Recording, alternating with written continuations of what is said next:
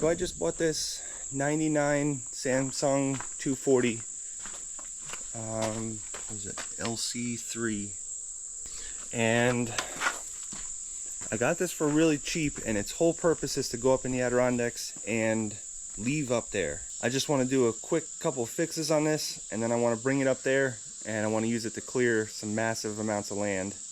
And yeah, that's pretty much going to be its life. I got 32 acres up in the Adirondacks, and I want to clear a lot of that because it's all trees, and I want to do a lot of digging and stuff. So I need this to be reliable, which it seems to be already, but there is some issues that I need to figure out.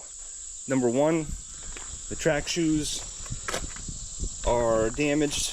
I think I counted about 12 of them that need to be replaced. This machine is around 55,000 pounds. It's a little bit too big for my low boy, so I gotta have somebody else transport it. So the teeth on the bucket need to be replaced. You can see they're pretty bad. I'm still trying to figure out what kind of teeth they are so I can order them. There is some slop on the pins and bushings, and then here we need to do something to address this because this wishbone here keeps coming out. But I did get some seals for the boom cylinders. But right now, I need to get all the grease off of this thing because there's just like a 55-gallon drum of grease on this. And I want to get all of it off so that I know where the leaks are, because right now it's kind of hard to tell. And I don't want to just pressure wash this because that would just be a nightmare. There would just be grease and oil everywhere. So I want to scrape this all off the best I can first and get it in the buckets. And then once it's scraped down pretty good, then I'll pressure wash it. But it'd be silly to pressure wash it right now. There's just too much grease. This has got a Cummins 8.3. And these Samsungs are actually pretty nice. They are kind of an off-brand, but they use good components. So, you know, Cummins engines, usually high drive, final drives. This one actually says Samsung on the final drive. I'm not sure what that's about. Swing motors, swing gear, final drives, an engine, and even the hydraulics, the hydraulic pump usually is Kawasaki. So it's got good components, it's got good bones. It's just a little hard to find parts for the actual machine itself, but all the components you can find, they're pretty common. Let's see, even the swing motor here is a Kawasaki. And what I like about this machine is there's lots of room to work in here. But overall, I paid $8 grand for this, and it cost me $1,500 to transport it to here from Connecticut. And actually, that was like a 6-hour drive, so that's not too bad. So actually, before I even start doing some work to this, I got a track shoe to see if it would work on here, because it's hard to find stuff like that for a machine like this. But I think it uses a cat track shoe. So I got one to see if it would fit, and then if that fits, I'm going to go ahead and immediately order all the rest of them. They are quite expensive, so I didn't want to just order a bunch of them and then have them not fit. So there are some track shoes that are a little bit bent, but I'm not going to worry about them. This machine just doesn't warrant getting it perfect. But there are some broken ones like this, and this, and obviously that. So I do need to replace those. The problem is it overhangs like a foot here, so I think that's why they keep getting broken, because you go over rocks, and if the rock is just hitting on that one, it'll break it off. But the undercarriage is in pretty good shape. All the rollers seem to be good, top and bottom. Sprocket definitely got some life left on it. No problems there. And as far as I can tell, the front idlers are good. They don't wobble. It seems to be actually a really decent machine for what I need it for. I'm not going to be using this on jobs. It doesn't need to look pretty. It doesn't need to have all the latest and greatest on it. It just needs to go in the woods and start up and move things when I need it to, which sometimes could be months apart from each other. So it seems to start very well, runs very good. The pins and bushings on the boom and stick are good. The pins and bushings on the bucket are questionable, but I may or may not address that. I'm not really sure. but the pin that goes through the boom there is, I think, 4-inch diameter, and that's in good shape. I didn't want to have to deal with some sort of issue with that, or even the pin on the stick where it meets the boom. But the one thing I do need to think about is the fact that once this goes up there, it's pretty much not going to see any more work to it. So I only have one chance to do the work now, and once it goes up there, I could do some work, but I can tell you I'm probably not going to. So I want to do everything that I can now, and without costing me an arm and a leg and weeks of time. And then we're going to get it transported up there.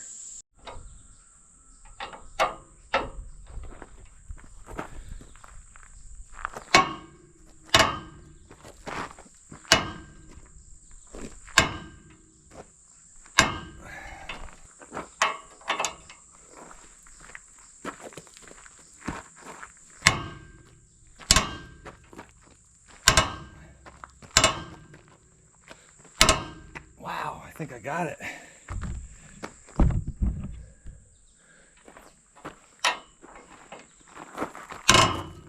Look at that.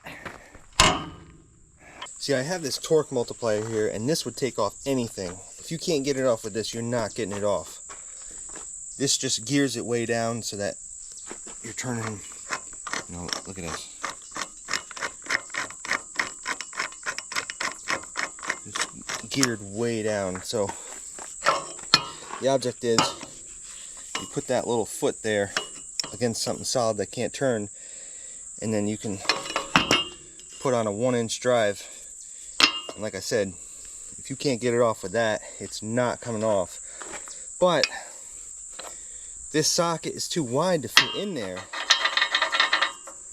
so that's not going to work. And yeah, I might be able to find a socket that's a little bit thinner walled, but I want to do this right now. So like I said, I'm trying anything I can to not torch them off, just simply to see if I can. I know it'd be easier to torch them off, I know it's quicker, but I want to try to get them off. Just not even to reuse them, just to see if I can. But it took this 36-inch or 40-inch breaker bar, or whatever this is, 42-inch with a 3/4 drive, and that barely did it, but it's doing it.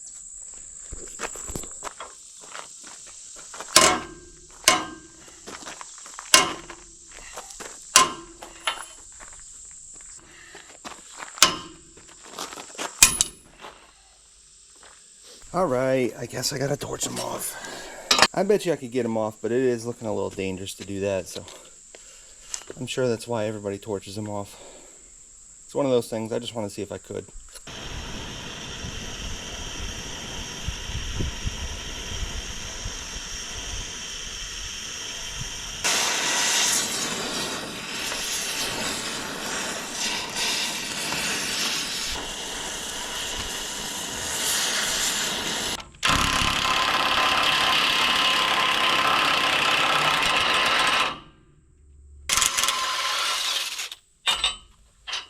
Look at that.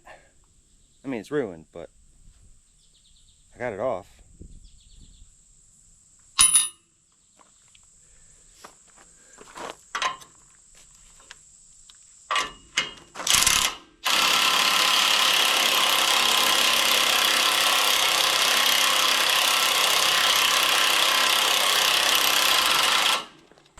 See, I was hoping I could just pierce the one side of the nut, and that would be enough to loosen it up.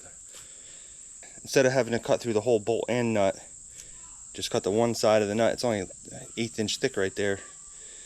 But I don't know. Probably just gonna have to cut off the whole thing.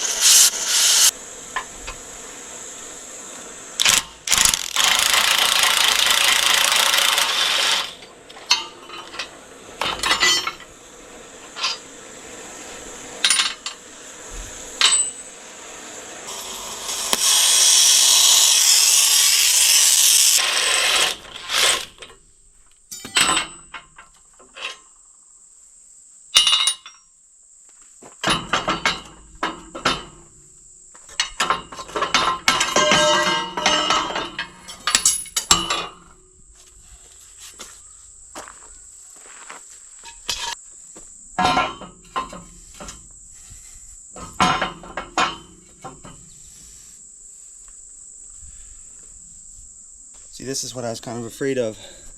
These bolt holes don't exactly line up. They're really close. And the rest of the shoe seems to fit very good. Might be like a 16th over on that side. And I don't know. This side's good. I think that's fine. But yeah, I mean, it's the same design. It's the same profile. It's got that part right there. The same as that. Same thickness. That part's the same as that part. Seems like it'll work, but I did notice the bolt holes were slightly off on the measurements when I was measuring things up, but this is the closest I could find. Maybe I gotta look better though. And obviously I could torch that hole out a little bit to make it work, but it'd be a lot better, since I'm doing a bunch of them, it'd be a lot better if I could just find the right one. This is a shoe for a cat, and it's an 800 millimeter wide. It's a 9W9351, but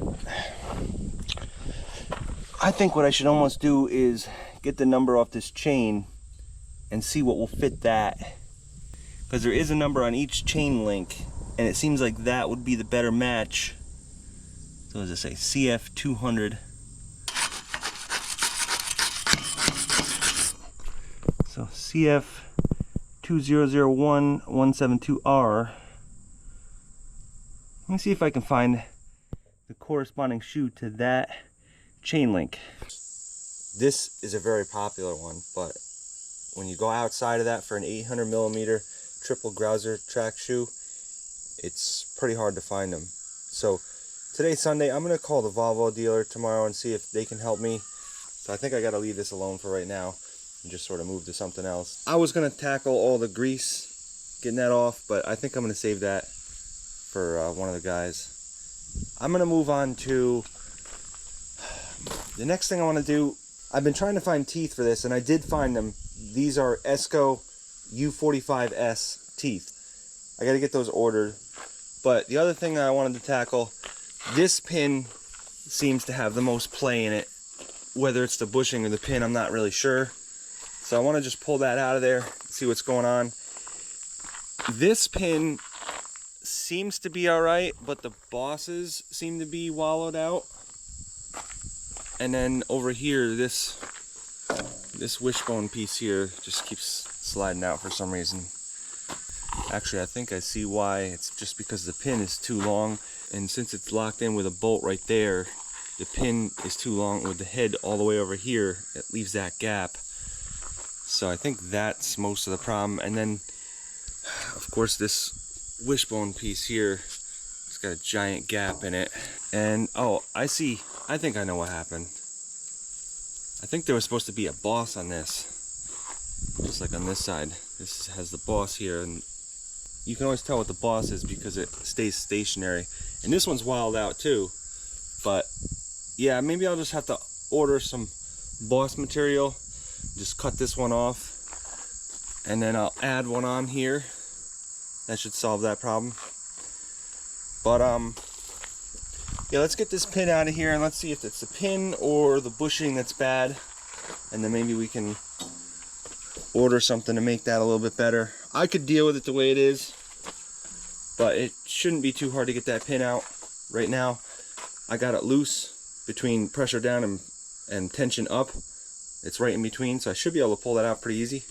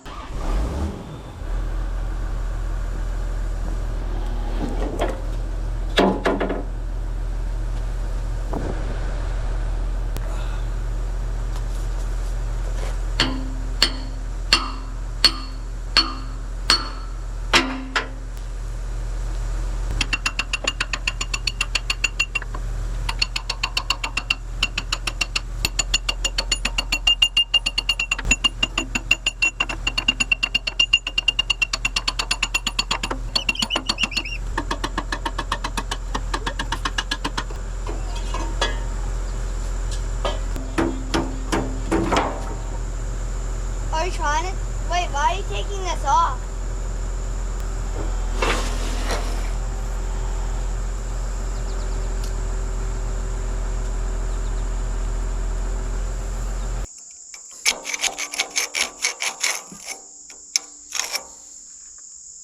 I'm not really understanding how this works.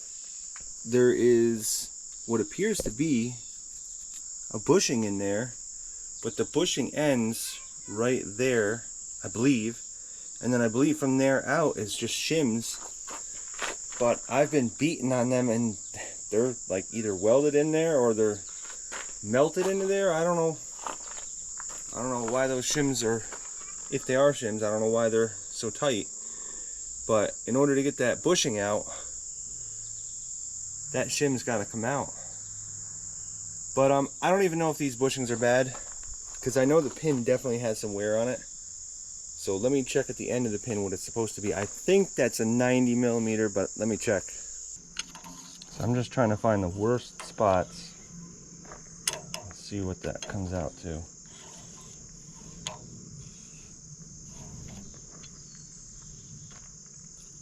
See, it's really not that bad. You see, the worst spot is like 88 millimeters. I don't know if that's bad enough to really warrant doing anything. So that boss over there is actually 93.5 millimeters. So that is bad enough to do something with. Yeah, this bushing is actually out to just about 93 millimeters too. So I guess the bushing is worse than the pin. But that just looks like a major ordeal to get that bushing out. I'm going to do some research to see if I can get a pin for cheap. I'm not spending like 500 bucks or 1,000 bucks on a pin. If I can find one for cheap, I'll get one. And then as far as the bushings, I don't know. I'm going to give this another look. And then I also need to find probably a 2-foot length of the boss material and probably replace the bosses on here and there. And then, well, I guess I really can't replace it there. See, that's got like a crack right there. I don't know what that's about.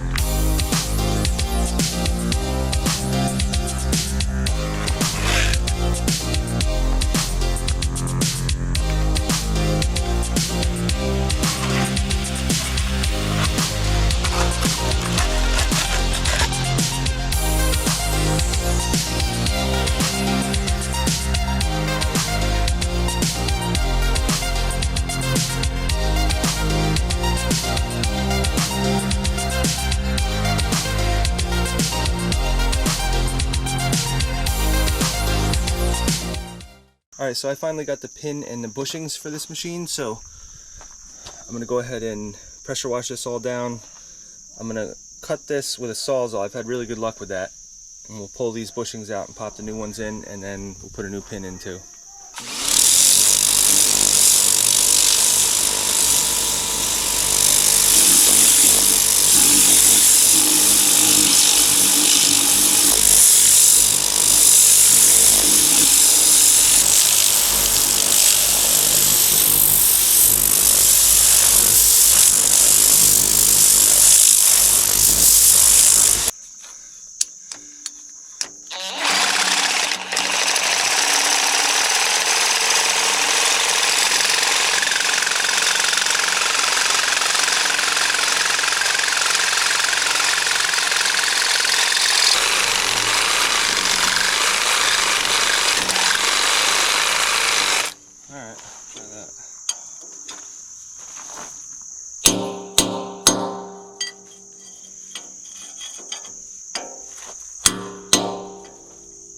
Nothing's ever easy. What? Alright, so this bushing, I've cut through it already to the point where it pinched the blade, so I know it's loose. But there's this shim, I guess you could call it. It's like almost a 1/4 inch thick on the outside, and somebody welded it in. So we got to get that out to get the bushing out, and it's welded all the way around. So we got to like cut the weld all the way around. I don't know why somebody would weld in those shims. It doesn't make any sense. Okay. But yeah, now you can. Now that I have that wedged in there, Yeah, it'll come out as I go.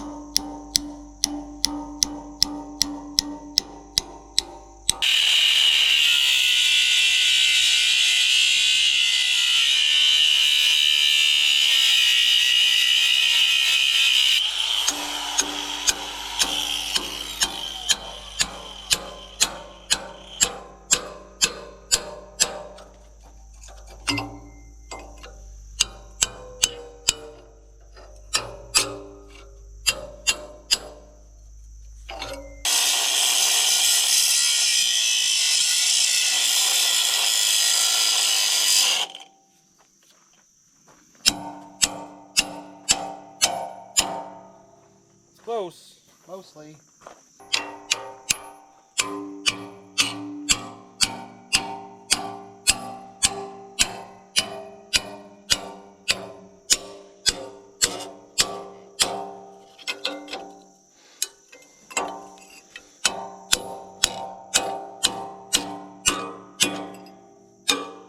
Good.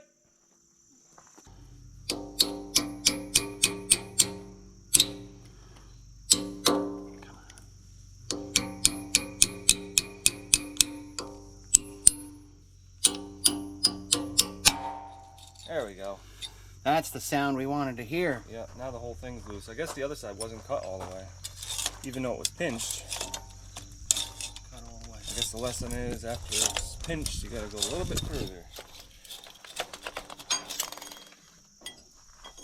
Now it should come right out. There you go.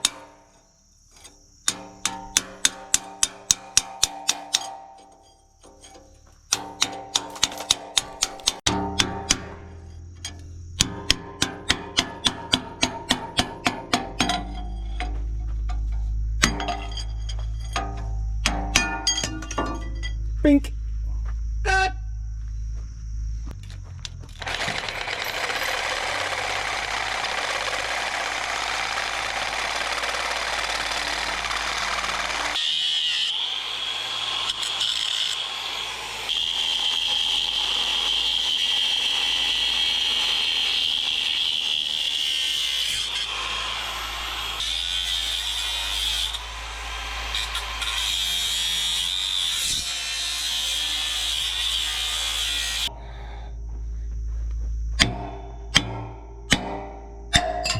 Well, I think that... Oh, there we go.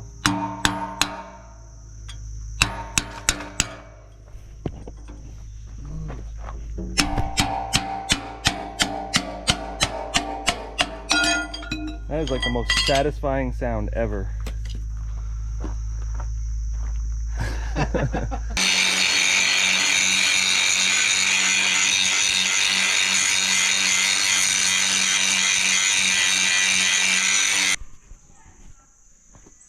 Alright, so we got this all cleaned up on the face and on the inside. All we need to do is just get that little bit of water out. And so on these bushings that I bought, there's a groove that goes around the inside with a hole in it on both sides, which is pretty typical for a bushing, because inside of here they'll have a hole lined up with this groove so that the grease goes into this groove and pushes its way around and then through the hole, and then it gets into these interior grooves and it spreads it around, which is a really nice design. The problem is this stick doesn't have any holes in here anywheres in the bore for the bushing. It doesn't have them.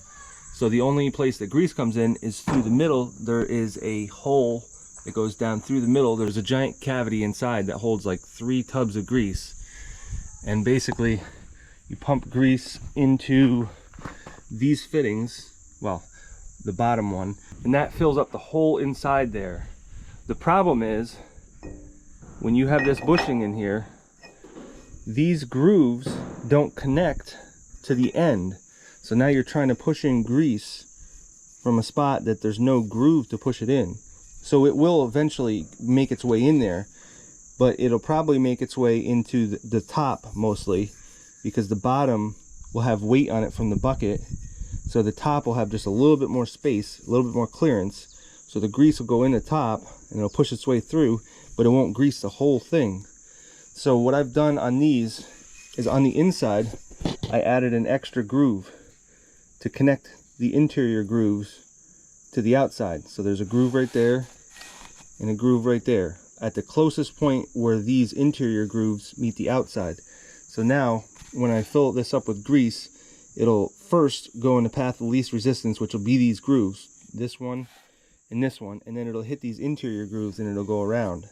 It'll spread the grease around a lot better. This is just a little bit of an upgrade, and I don't think you necessarily need to do this, but it's a good idea. So I'm going to attempt to put both bushings on at once. I don't know if it's possible, but I'm going to try it. So I got this 3/4 inch threaded rod. We're going to put a steel plate on both sides, 1/2 inch. Well, this one's 3/8.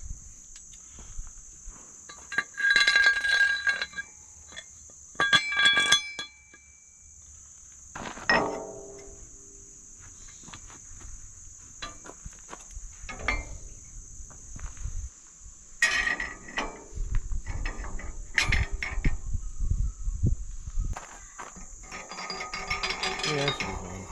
Just have to keep it centered.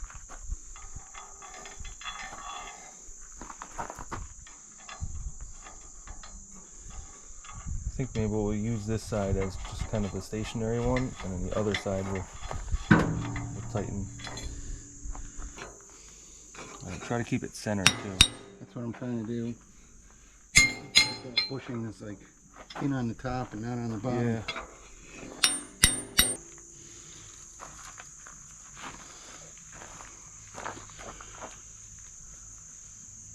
Oh man, I need a little more leverage.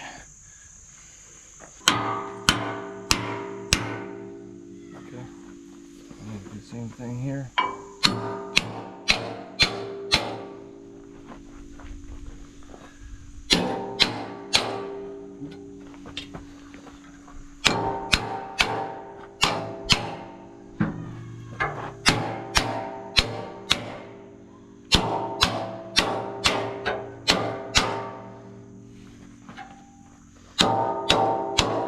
Straight now? Appears to be.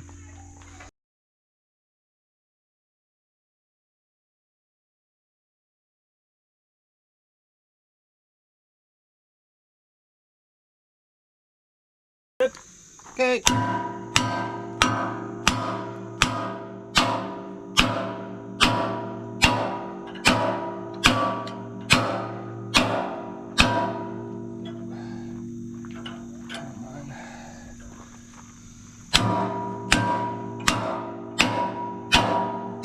Hold.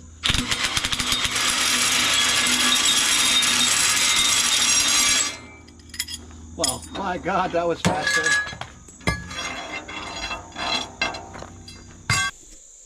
So this takes a 90mm pin that goes in that bushing there, and in these boss ears here, it's quite a bit bigger. You can see that's where 90mm would be. This is like 93.5 mil.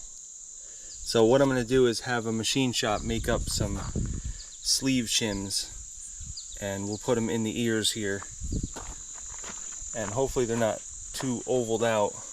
They don't look too bad, they look pretty round. So usually the more round they are, the tighter you can get them with the sleeve shims.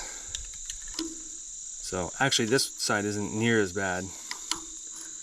This is actually almost acceptable. That's 90.6 millimeters. Almost might leave that alone. But the other side's definitely gonna have some work. I think somebody put this in here because you can see it's all cracked around there. They put like a sleeve in there. See how there's like a break there? I don't know if they had it bored out and they put that in there, or if this bucket was just like bigger and they put that in there. I'm not really sure, but this one is definitely, it's pretty circular. It's not very oval-like as far as I can tell.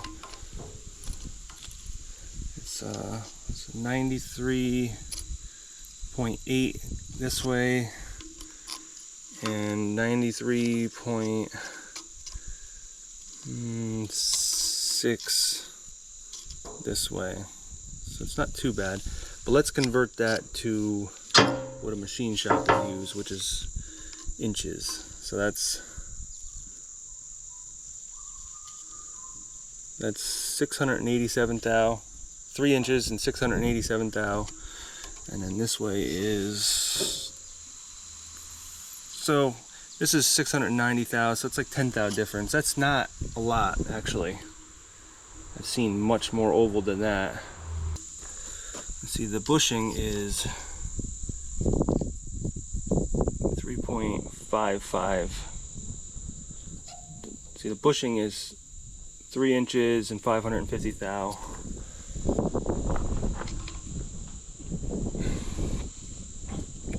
And this one's 688 thou. So I'm gonna have him make me up a shim for here, and maybe I'll do one for here too, because that doesn't really matter right there. What really matters is from the cylinder to the dog bone here. That's what matters the most, which is pretty tight. This just sort of holds it in place so it doesn't like go against the stick. But still, that's a pretty substantial amount of play right there.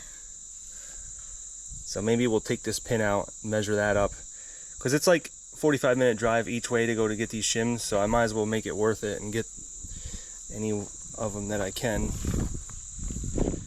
And I have all of the material ordered up, so we're gonna put a sleeve shim in here, and I got some new collars to put in here that we can weld on.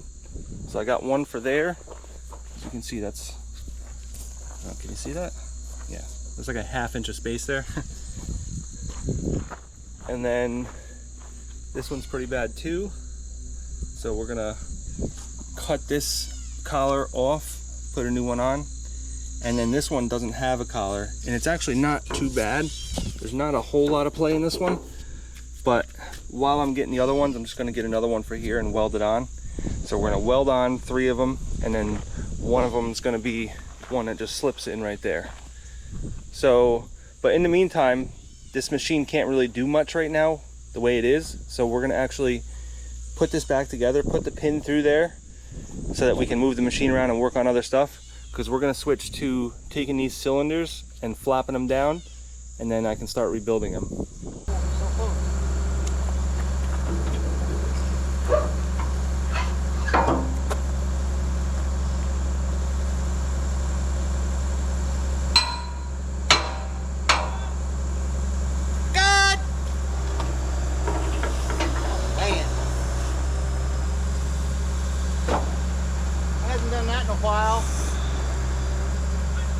I said, hasn't done that in a while.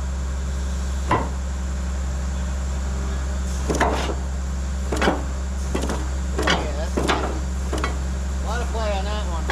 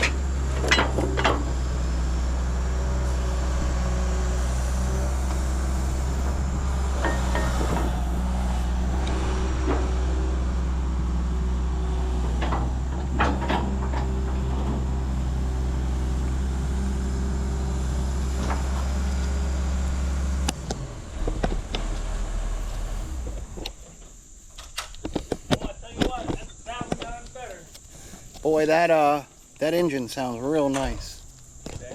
Yeah. The old turbo whistle.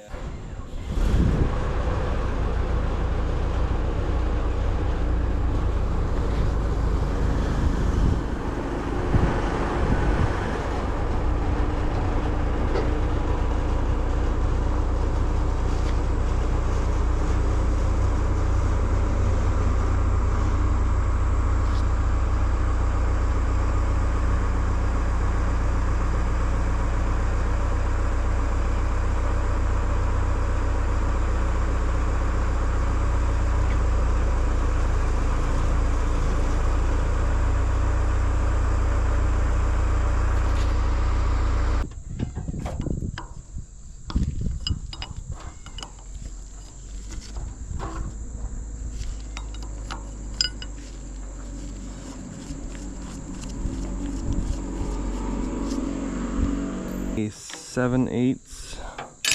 So I guess I need another 7/8. Nope, that's a 15/16. So I guess I need another 15/16.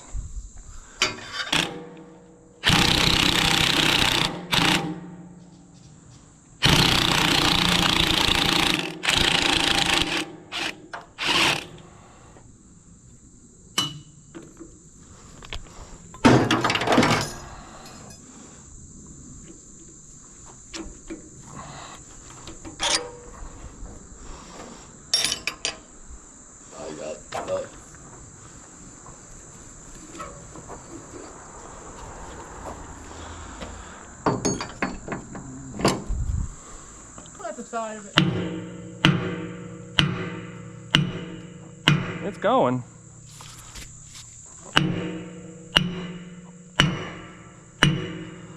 It's definitely going.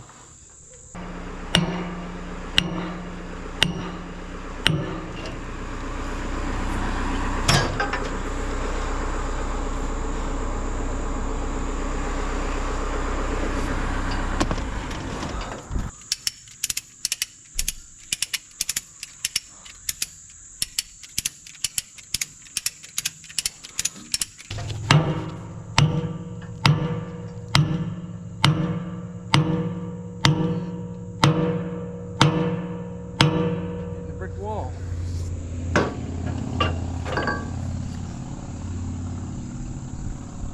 Well, there's a... Oh, never mind. It was going good.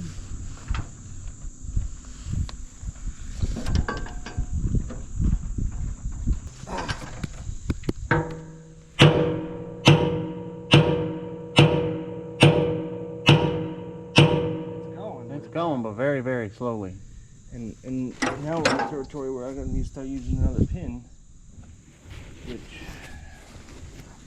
is going to get not so fun.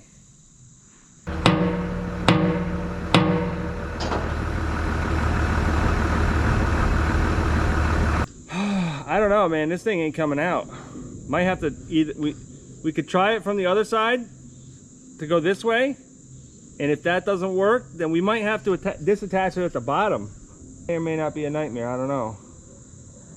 All right, so I'm not having any luck getting this pin out of here. But one thing I just thought about, since this gland nut is bolted on, we don't need to twist the cap off.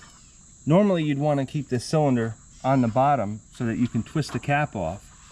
But since this one's bolt on, I think we could take the pin out of the bottom and let it swing from the rod, because we know we need to secure the rod to take the nut off the end of the rod.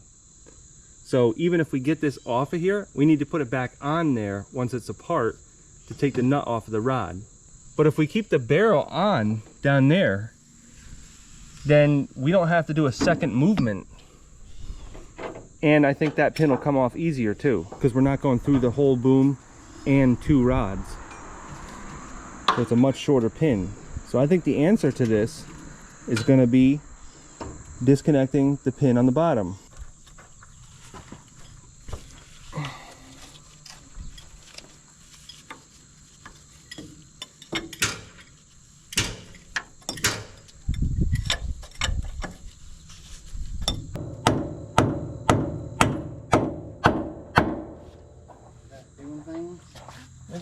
doing something.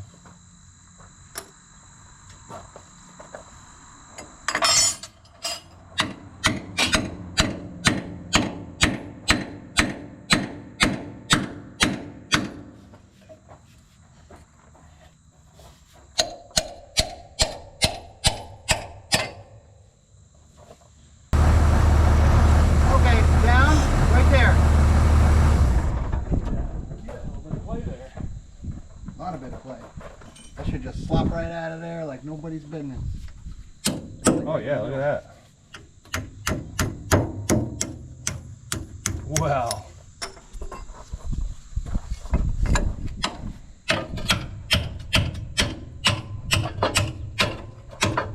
Looks like them hoses are going to be in the way. They are certainly going to be in the way. That's why we got to That's a stiff hose. Take them off and...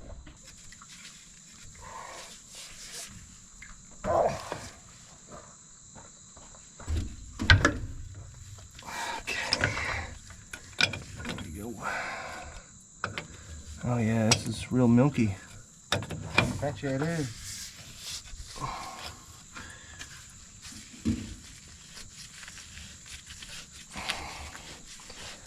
Shouldn't really be a whole lot of fluid coming out of here. I mean, you can put a plug right on, or a cap right on. Oh, that's an O-ring face.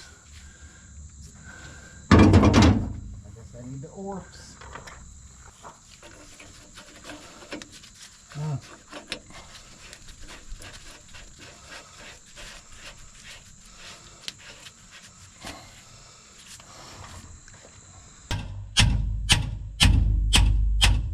There we go. All right.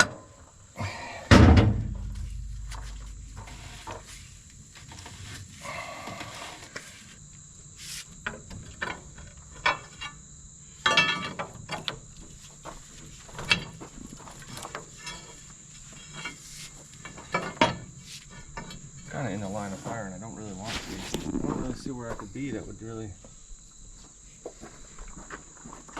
I think the other side is fine now, because this side they broke off the ear, so it pivots. All right, here we go.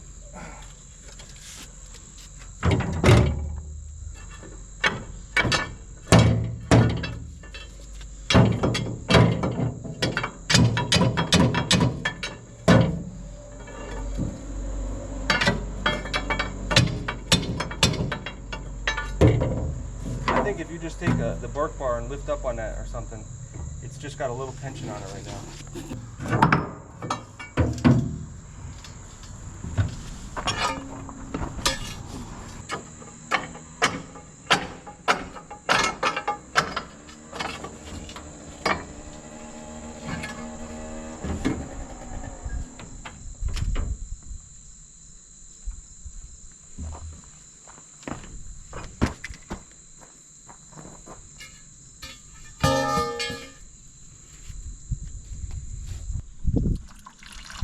There we go.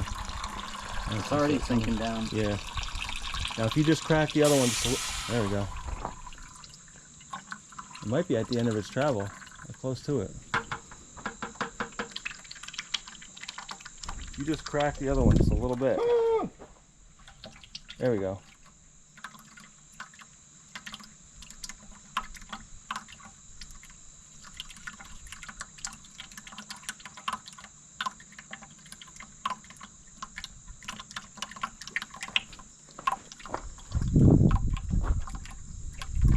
It might not have enough suction to go through the other. There we go. That was it.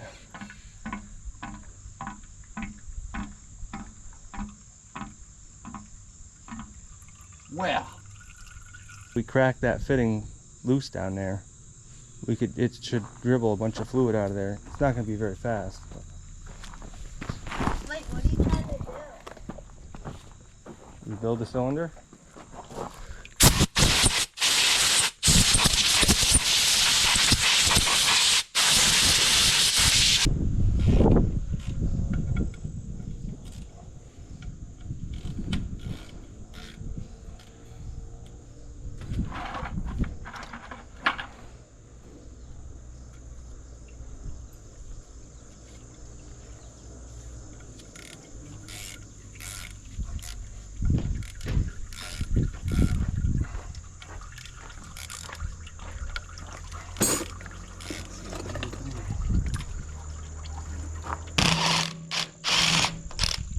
there's a lot of fluid in that. That's weird.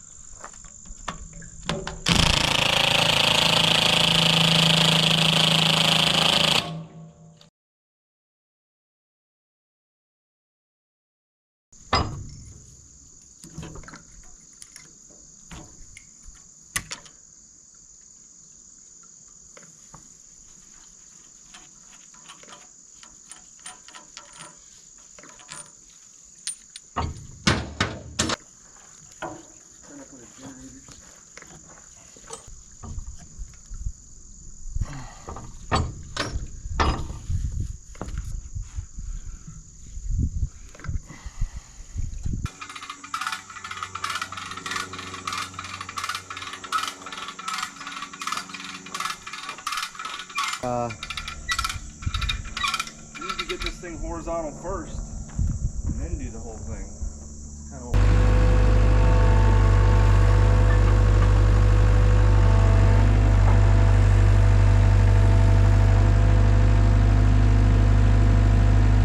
That's about the angle that I want.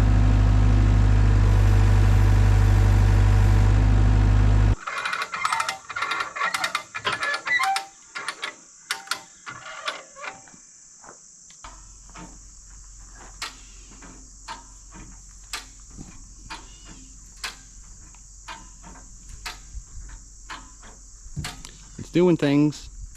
Is it? Yep. Pulling out? Yep.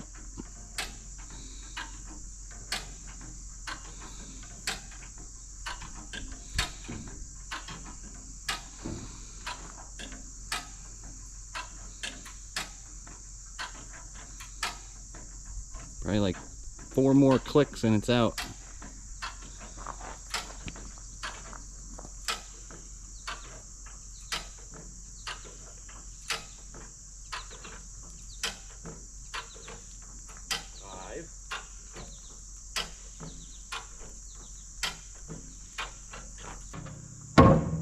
There you go. It's doing it. It did something. I don't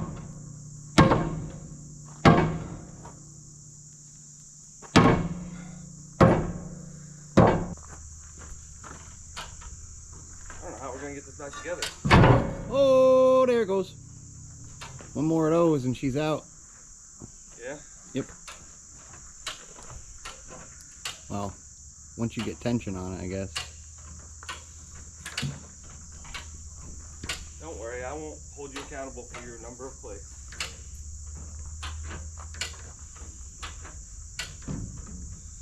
Ready, and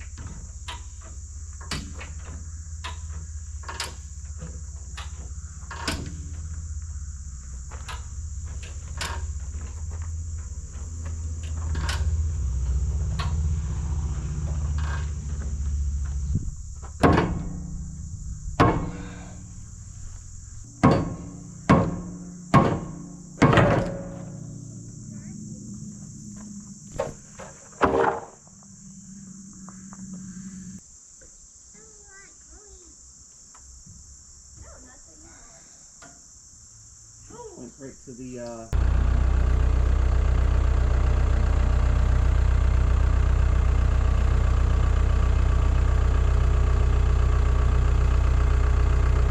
just careful, don't go too much more. Stop there. This strap is stuck in that thing. Yeah. Hold on. Trying to get this through there. Okay, there we go. Got it. Good.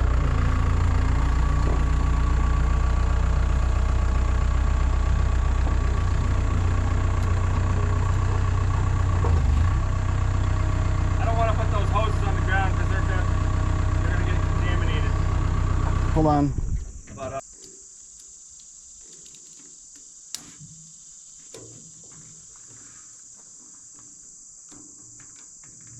oh, okay, I didn't really mean to do that, but I guess that's also working.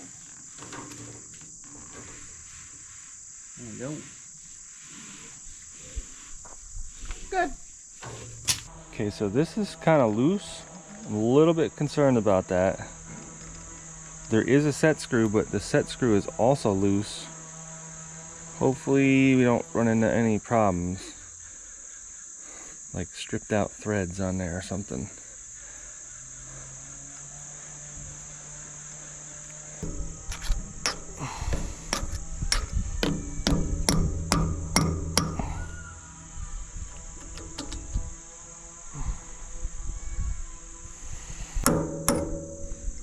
Huh. Very weird.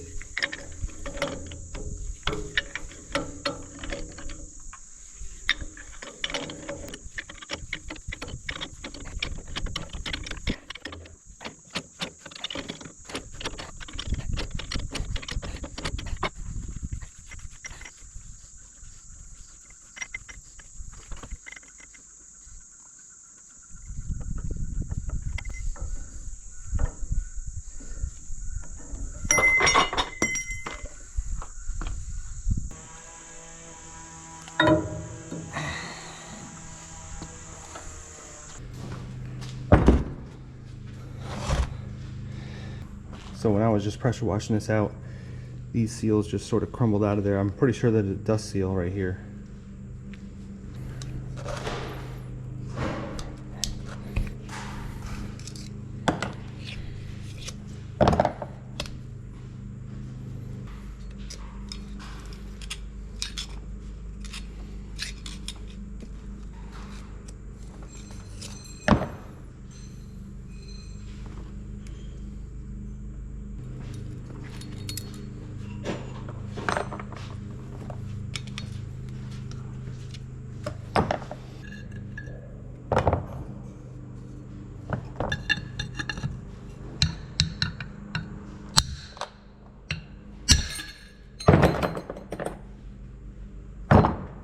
See, there's nothing left of this dust seal here.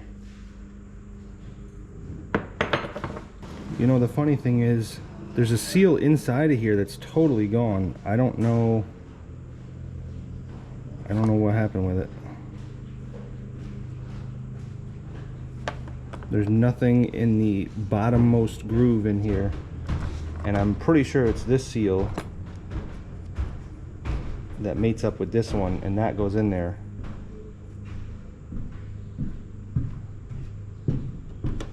I'm 99.9% sure that's the seal.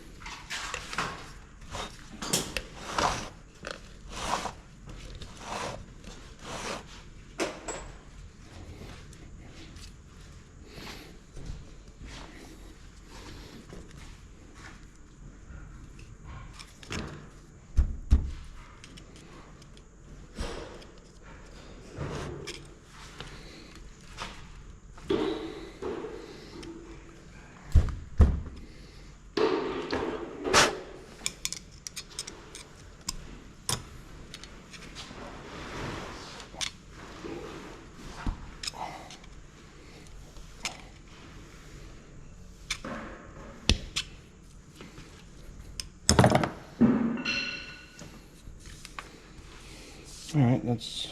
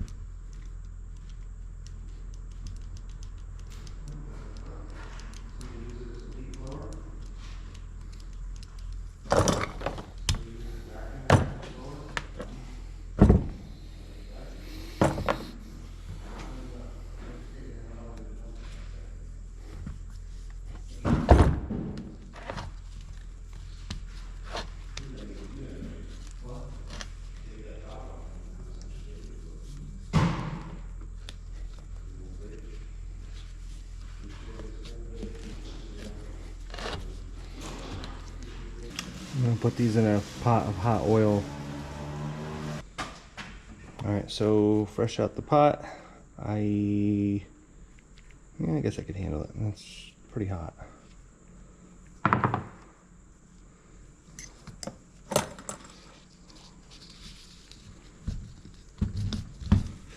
Definitely pretty hot. But that's what you want.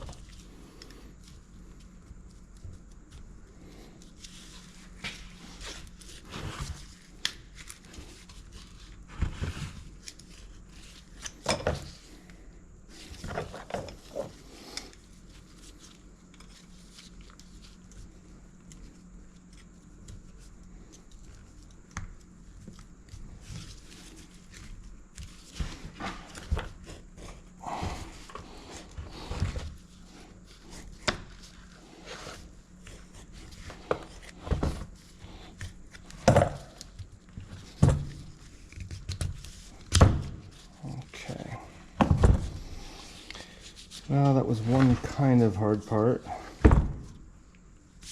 Now the hardest part is the seal that goes on top of that.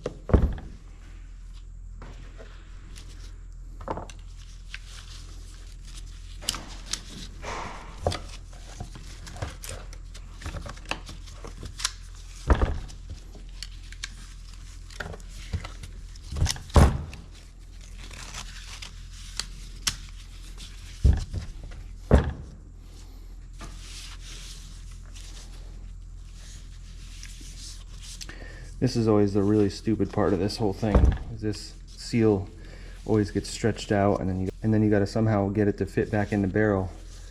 I've used a piston ring compressor, and that kind of works.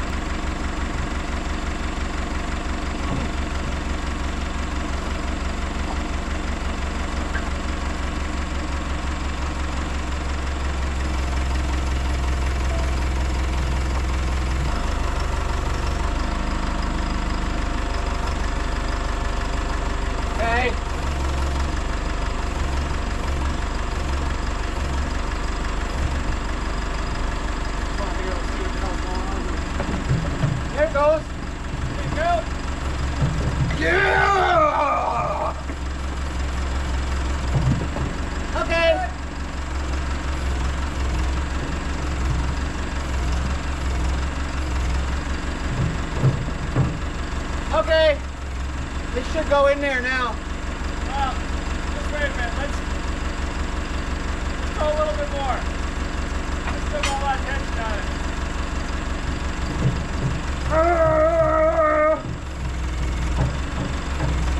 There you go. Good. That was a lot easier than I thought it would be. Yep. In there. Ooh, these are scorching hot. They would be. Well, by golly, I think we got it.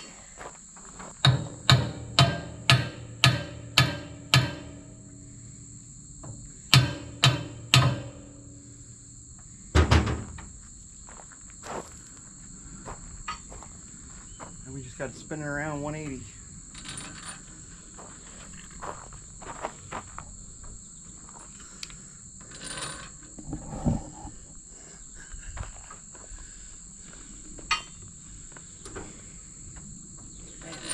Holy moly. How the frick are they so hot? Deep fried bacon.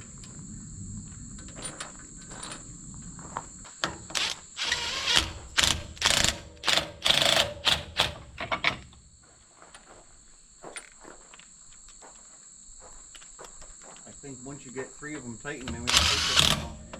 Yep. Good.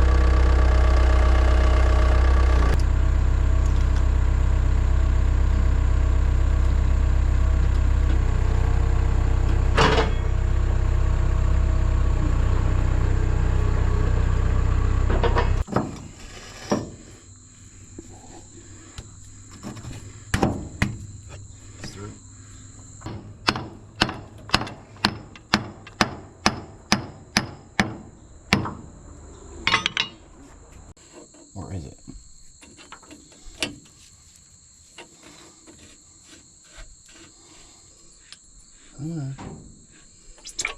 Oh my God.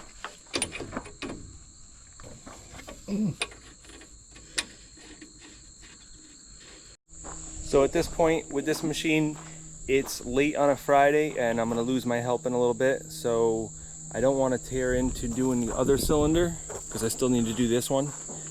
But I don't want to tear into that because I'm not going to get it done by the time I lose my help. So then the machine will be immobile and I can't really do anything else with it. So at this point, I'm going to save that cylinder for Monday and I'm going to go ahead and start tackling these shoes. So I'm going to start doing a lot of cutting and torching, and we got to replace 12 shoes and I'm thinking I'm gonna switch to trying to cut the nut off with the plasma cutter. Seems like that might be the fastest thing I can do. So if I can just cut each nut, just make a slice with the plasma cutter, I'm hoping that that would be the fastest, most efficient way to do it.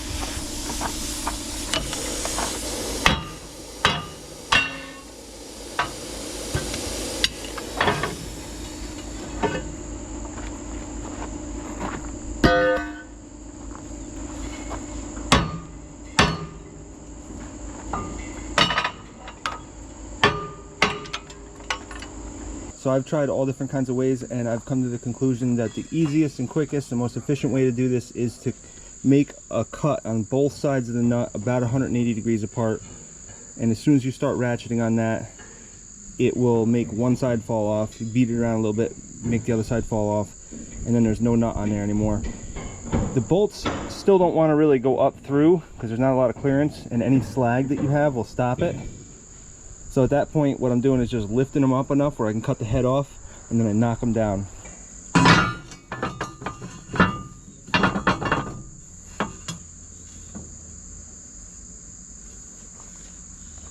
So sometimes I'll put regular hardware on from just the regular hardware store, but from the dealer, these were only like $1 a piece, so I was like, yeah, you know what, I'll just put these in.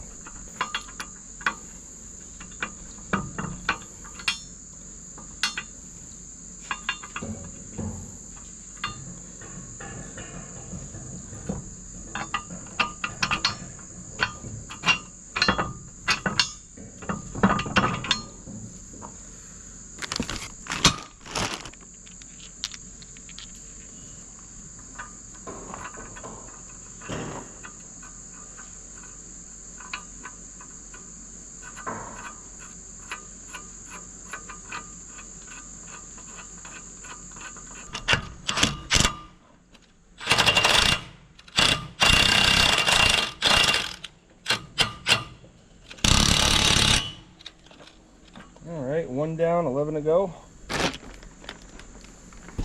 The only problem is now, when I put that on, it makes all the other shoes look like they're a lot more worn out than they really are. Because like if you put it next to this one's slightly bent. This one's slightly bent. I don't think I accounted for these. I just wanted to do the broken ones. But it is what it is. I think we'll be fine.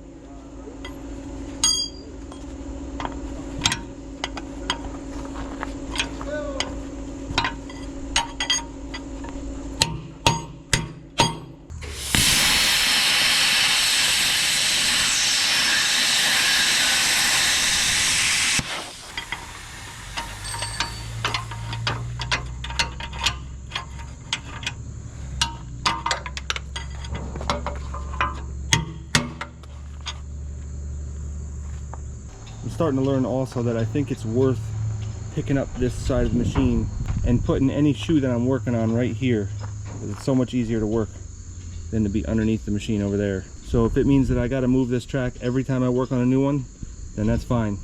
And there's only half of them on this side, half of them on the other side.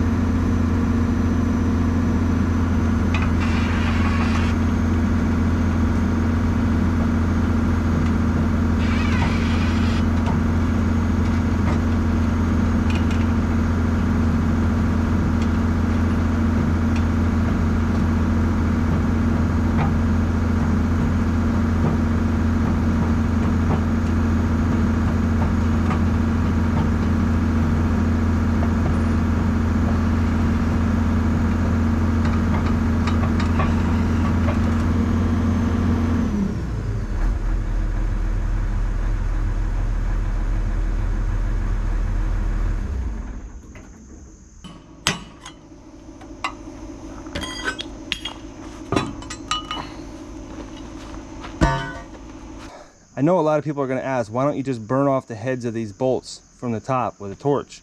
Well, you can, but the problem is what you have left is too much for the bottom. So if you torch that whole head off, you can poke it down like, I don't know, 1/4 of an inch, 3/8 of an inch, and that's not enough to get it out of the hole. So you'd have to literally torch down into the hole and get everything out. And I just fear that by doing that, I could definitely mess up the hole, and all it takes is one of those and you mess up the whole chain, and then you got a major problem. So I don't even want to deal with that. I'd rather just take more time and just know that I'm not going to mess up this chain.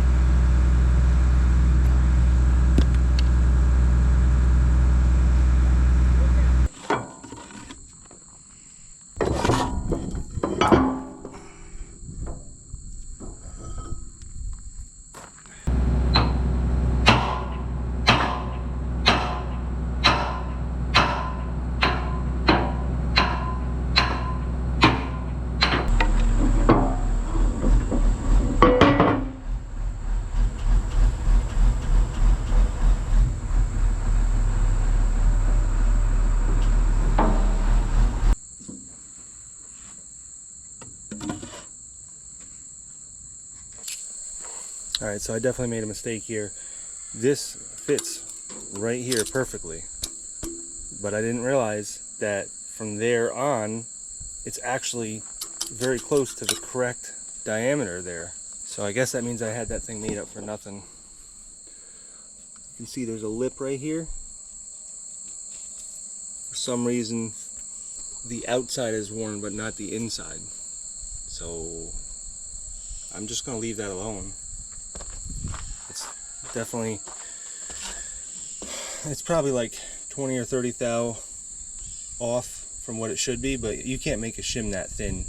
The only thing we could do is grind that down a lot to be able to fit that in there, and it would give it a little bit better of a fit, but I don't think it's worth it. That's a lot of work to grind that down.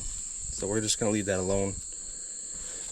So the next thing we're gonna do is weld on a new boss here, because it doesn't even really have a boss. And since the hole is over here, keep that there, and this one just simply needs to be welded on. I also made another mistake. I meant to get 2-inch wide bosses here, and I actually ended up getting 3-inch. I think I got it confused with the 3-inch sleeve that I was putting in here. So it's gonna stick out further than it needs to be, but I'm not cutting it down for that. Now, one of them I do have to cut down because it's gonna go up here, and I'm gonna have to cut that down. So I gotta figure out a way where I can do that. It's really thick. So basically what I'm gonna do is take this, put it on here, weld it on, and I'll put the pin through without the stick, and I'll tack weld it, and then I'll probably put it back on the stick, move it all around, and if those tack welds don't break, then we know it's aligned pretty good. Quite the piece of steel there. It's very heavy.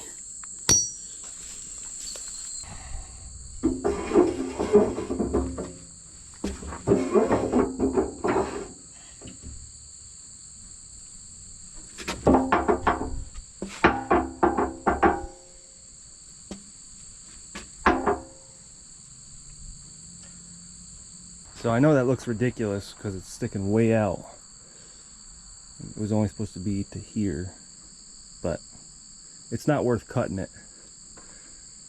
Although it would be nice to have that little 1-inch piece laying around for future things like pressing out bearings and using it to punch in seals and stuff. I also did just figure out that just having this, the 3/4 of an inch that it's going in, actually helps us out a lot. There's almost nothing for play there right now, where if you take this out of here,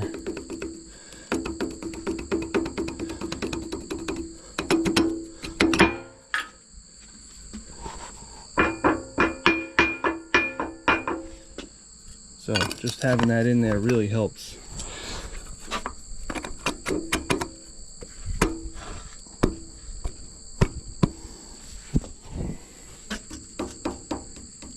I can't even physically see the play. I can hear a little bit, but can't really even see it.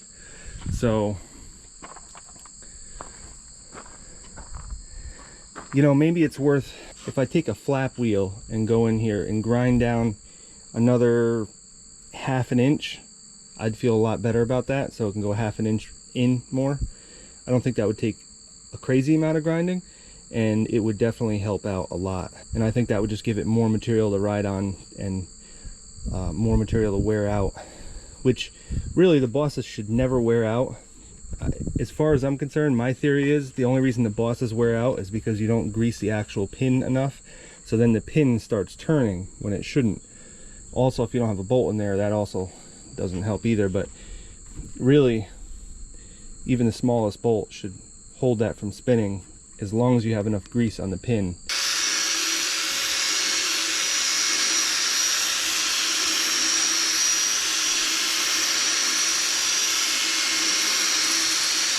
So on one of these bosses, I need to put 2 holes, one here and one 180 degrees that way for the bolt to go through. So being that this is 1 inch thick on both sides, I want to use the mag drill. So the only way to really use the mag drill on something like this is to weld on something like this so that you have a flat spot to put the mag drill, and then you can drill through it. I don't have a heavy duty enough drill press to do something like this. So the mag drill is really the answer for me. Pearl, are you inspecting things or what? What is that thing?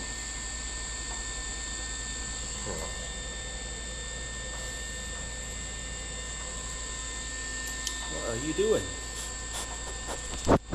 Excuse you. Excuse you.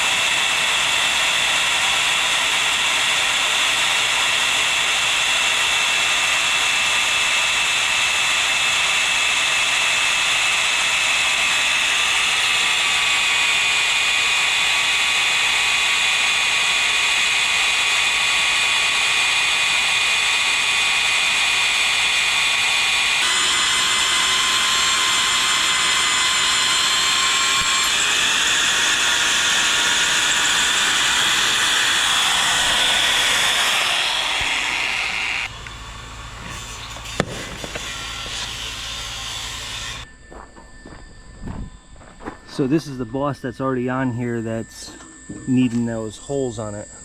You can see these holes are all wilded out too. So somebody actually replaced these bosses, and I can tell first of all by their welds, and second of all because they didn't get it exactly lined up on the inside.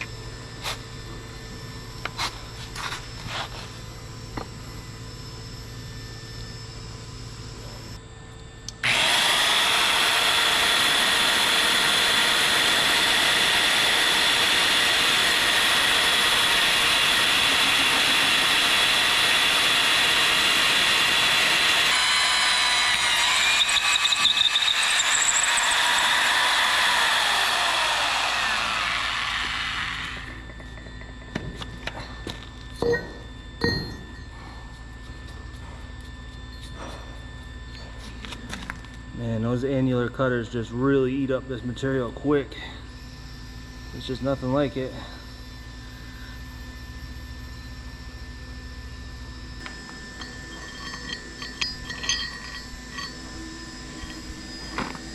And that's all I'm looking for. Nice 9/16 bolt. I did an 11/16 hole. You look small compared to that bucket.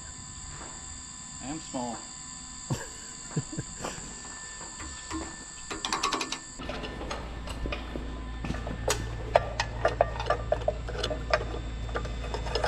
Okay, so this is 3 inches right now. I need it down to 2 inches, so I need to cut 1 inch out of it. I'm not sure if this saw's got what it takes to do it, but in order to align this, I had to weld on this little piece of angle iron right here. so it's nice and square, and that will hold it so we can clamp it, because this just wasn't working. This thing is like, it just won't hold it where we need it. So right now I have this set exactly where it needs. It's nice and secure. So let's see if this saw will cut this. It's an inch thick on both sides. So the hardest part about it's going to be starting out at the top, because you're flat cutting it, which is never good for these cold saws. But at this point, it's about the only thing that can cut this. Is I don't think my bandsaw is going to do it, and it won't do it very accurately either, because I want it to be somewhat square when I'm done. And we might eat up a whole blade doing this, but it's worth it, because I really need this cut down.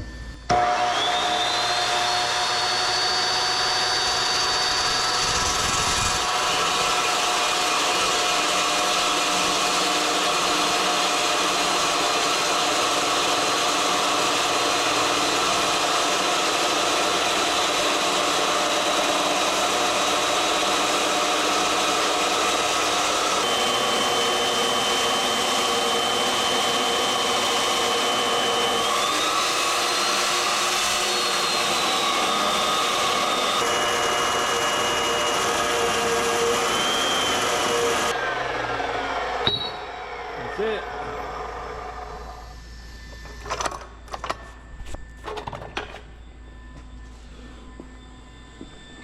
Well, all the machine shop work is done. Now I just gotta weld and align things.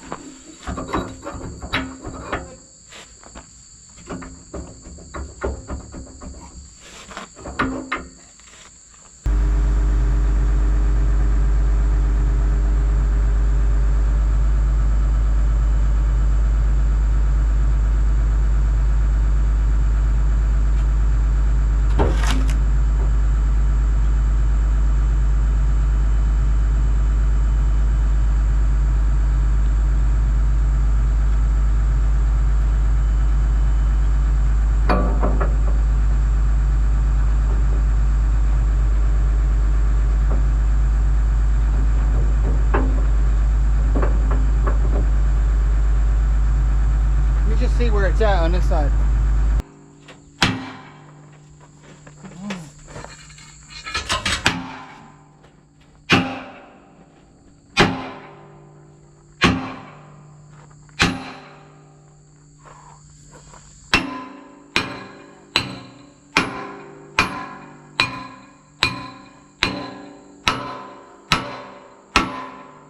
That's about lined up with that first one.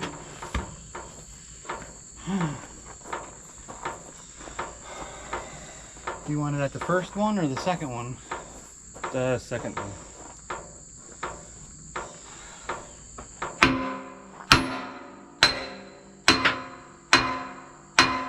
About good there.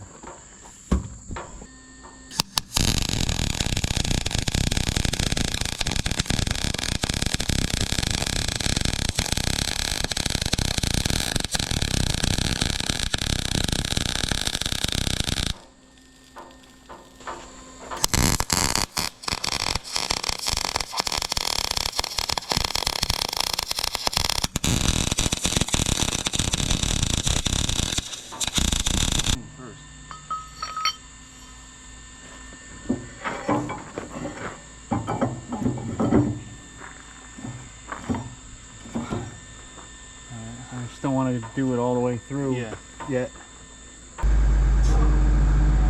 There you go.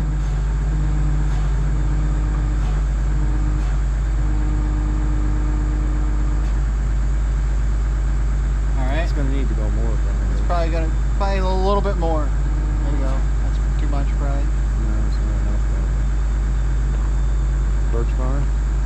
Bing!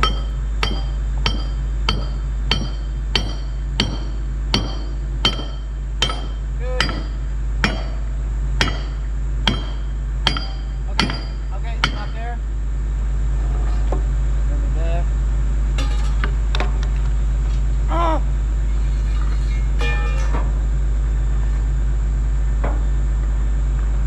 No!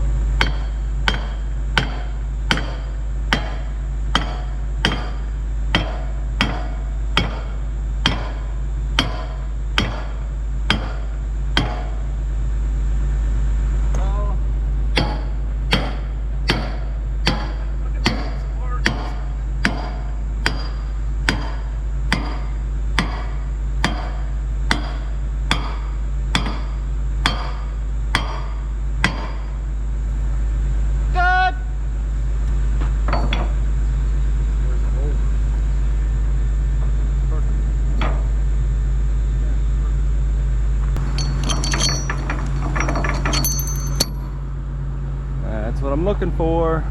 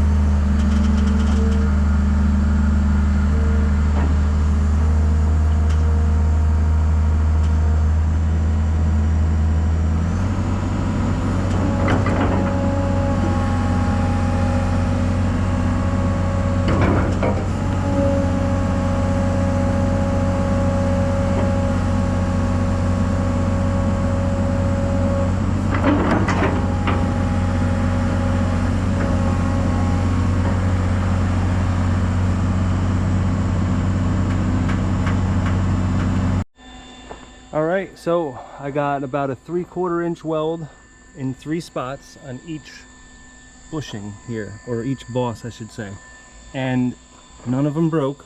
I put the full weight of the machine on it where I picked up the tracks off the ground and nothing broke. Swung all the way in, all the way out with the bucket. Nothing broke with those little tiny welds, and that's without preheating anything. So at this point I'm going to go ahead and preheat these, and then I'm going to weld up the whole thing solid all the way around. So now the whole bucket is extremely tight. I don't see any play anywheres for anything that we've done. There is a little bit of play left in this pin that goes through here, but that's just a matter of replacing the pin, which can be done at any time in a few minutes. But at least the bosses are good, and this piece is held in place now, which if you remember before, this piece was flopping all over the place. But that's held into place now, and now we can move on to other things once I weld this up. And since we had to make up a lot of play in here, I took that one piece that we cut off of that one piece of boss and I put it right there for a shim. And then on this side I have a little bit less space, but I'm not too worried about it. It's a little bit unequal, but I'm not too worried about it. I have these split shims that I can put in here now to make up the difference. So the idea is that you really don't need that strong of a shim. As long as you're greasing things, it should be fine. I guess I can only do 2 of those, but I have some other ones on the way that are going to be a little bit thinner, so we can make up that last little bit in there. But these just click together. As long as you keep everything greased, these will last a while. And even if you have to replace them, you just pull them out and put new ones in. You don't even have to pull the pin.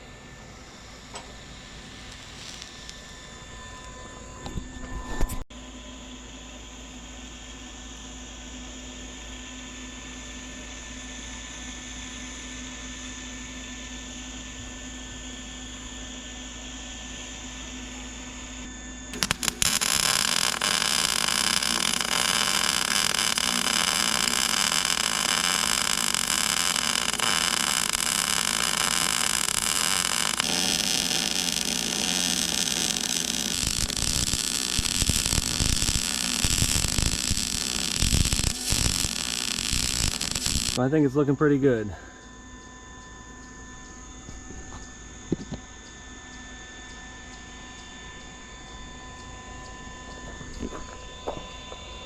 I had to kind of stop and start on these holes because they were full of grease, but other than that, looking pretty good.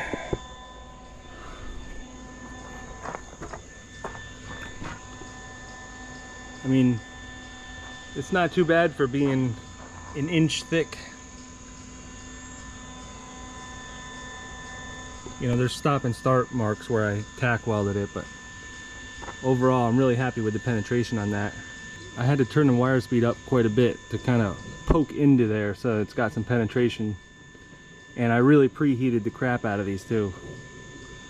So at this point, I guess we can move on from here. I don't think I need to do anything more. I got my shims in, I got a bolt. All I need is a nut. I just need to find a nut, and I think that's it. And I got the nut for there, so I think we're finally ready to move on from this. So the next thing on the agenda is going to be doing this other cylinder here, that one. And I'm trying to get a hold of another pin because you guys saw that this pin is in pretty bad shape. I called the dealer and they were supposed to call me back today and they never did, so hopefully I can get this pin soon. I can just slip that in there.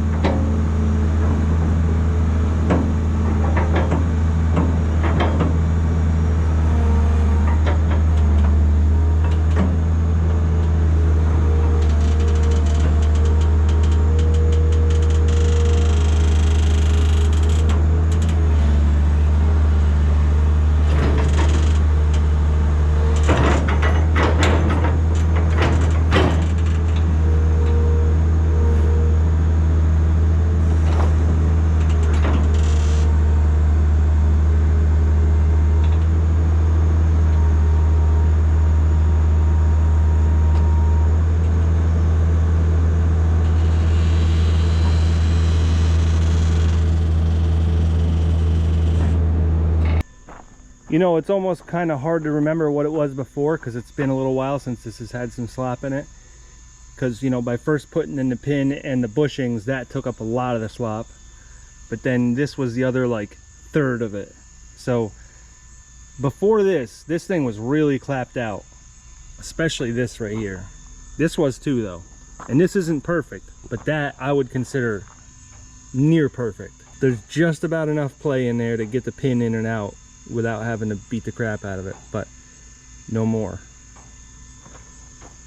Like I said, we still need to replace this pin, but I don't think I'm going to bother with that. It's like $400. I'll leave that the way it is. I just want to give you guys kind of an update here. At this point with this machine, I know I said I wanted to bring this up north, but I actually found another machine. Kind of wanted to tell you guys that. I found another machine that's better suited for up there.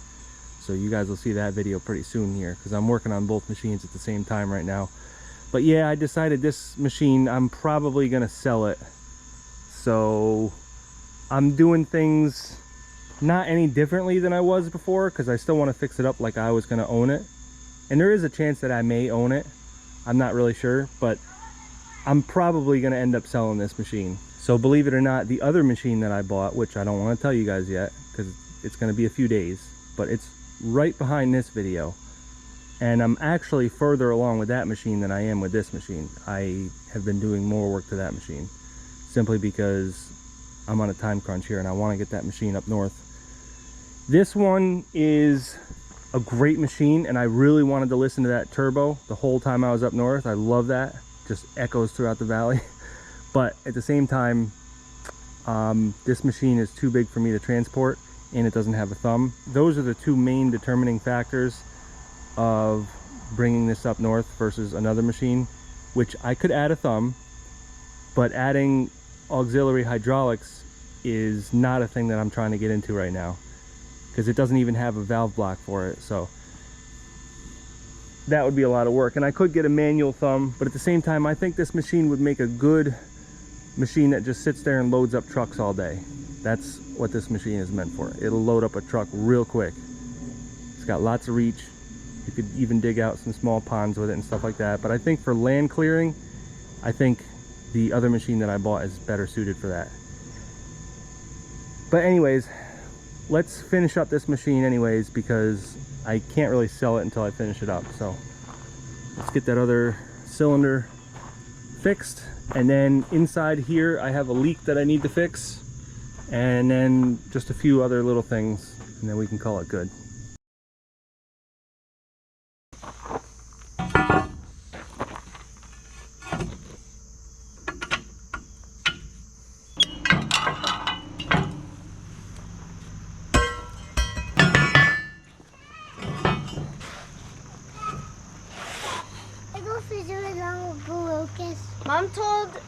Mom told you Noah to ask you.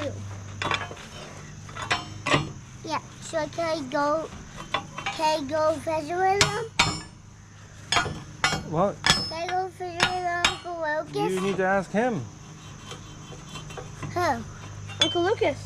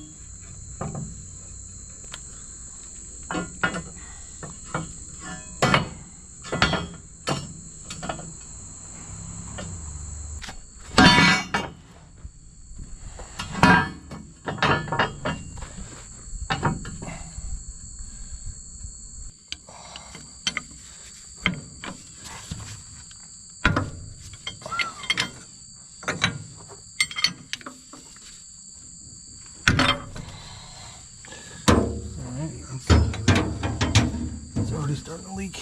Do we have like a little container that we could put? We got that little GRK thing. Good.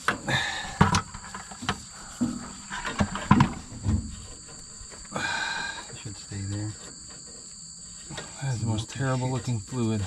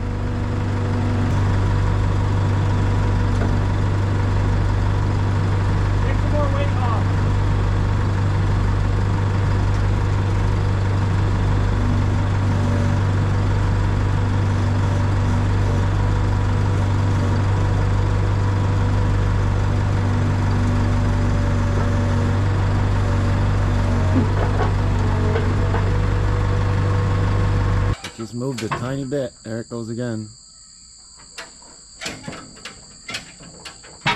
There it goes, another ½ inch. Another half.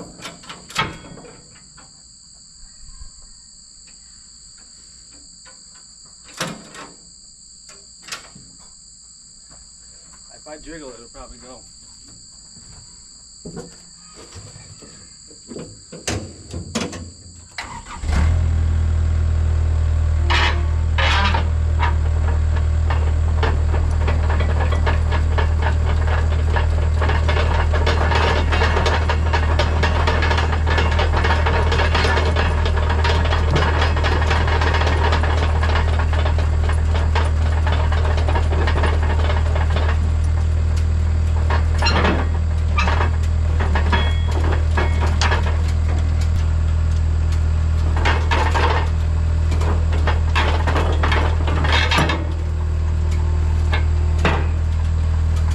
Good.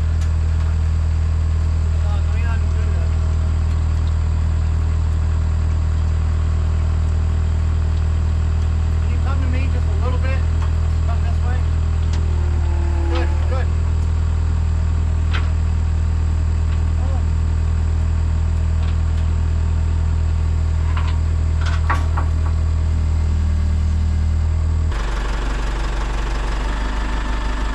All right, so there's no washer between these two nuts here. One is reverse thread and one's normal thread. One's left-hand thread and one's right-hand thread, and they must have lost the washer, so they just tack welded them together, which is funny because that's exactly what I said I would do once I saw there was no washer. I was like, oh, I got to tack weld them together, and then I looked over and there's a tack weld. So we got to grind that tack weld off so I can get this bottom nut off.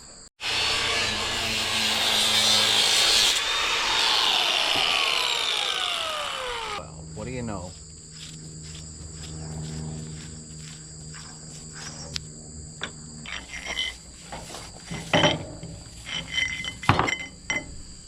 Well, there's our problem right there. One of our gland seals is completely broken.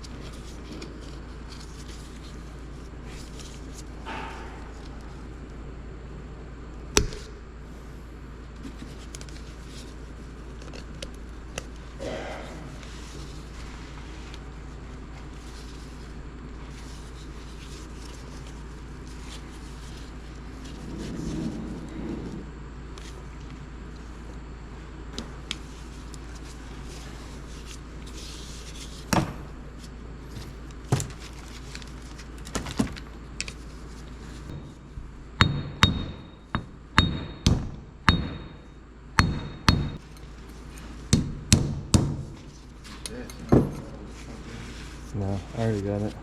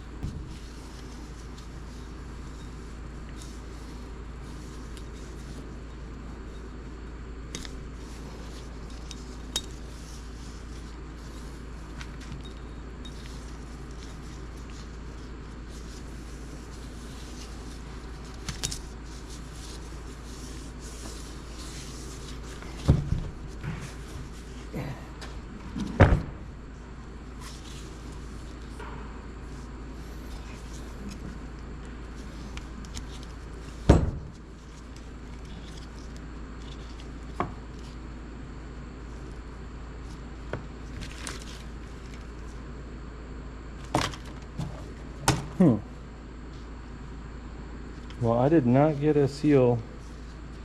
I did not get one of these. So I might have to reuse that.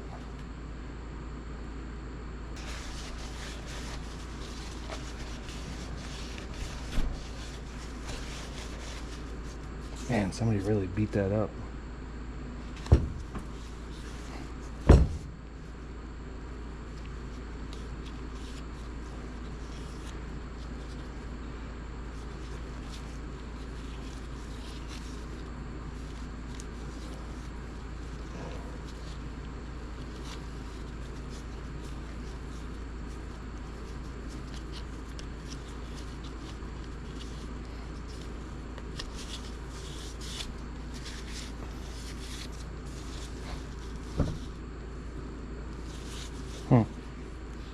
That's interesting. Another thing I found, this piston is totally different than the other side. You can see there's a 2-piece seal on the edge. And then the other one, there was only a 1-piece seal on the edge.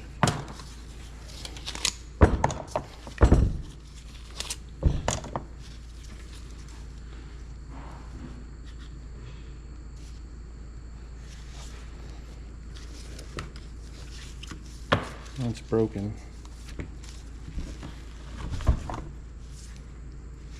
That's the first time I've seen a piston seal that was actually broken.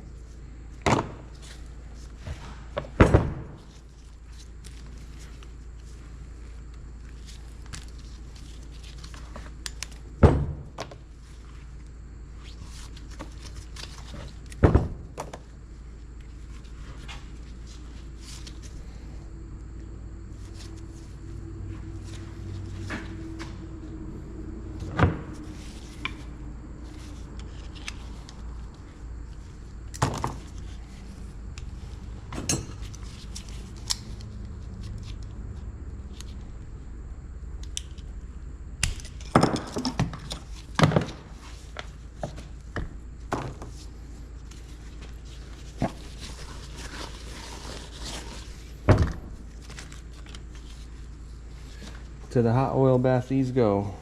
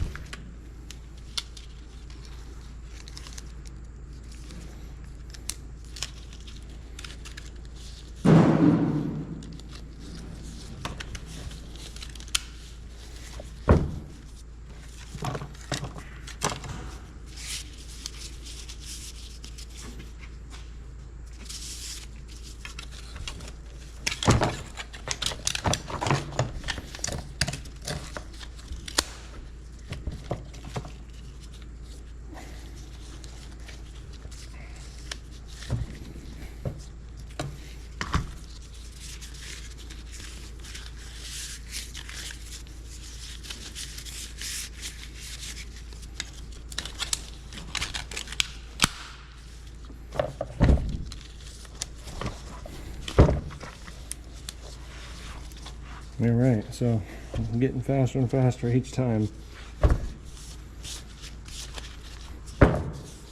So actually rebuilding it only took me about 10 minutes this time. Yep.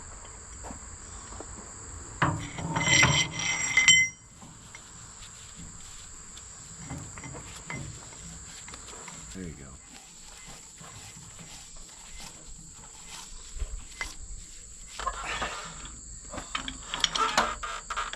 It's getting nothing but harder at the moment.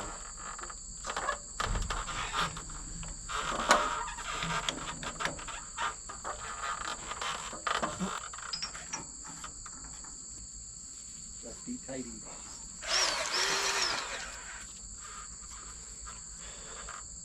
This one.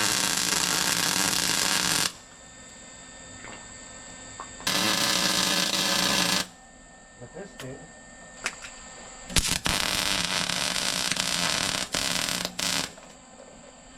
I feel like we should use a really, really short one.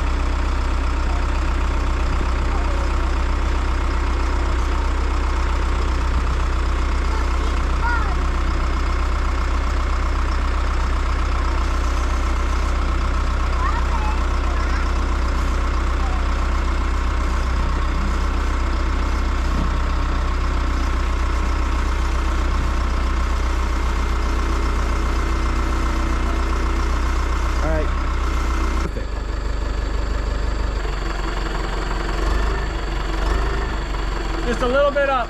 Above that seal.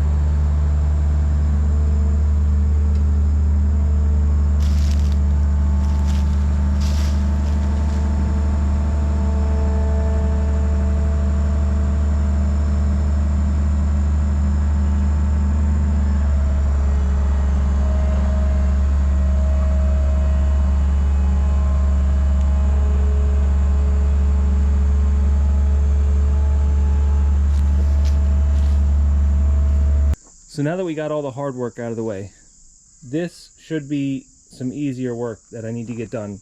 So I want to replace all these teeth. You can see they're very badly worn.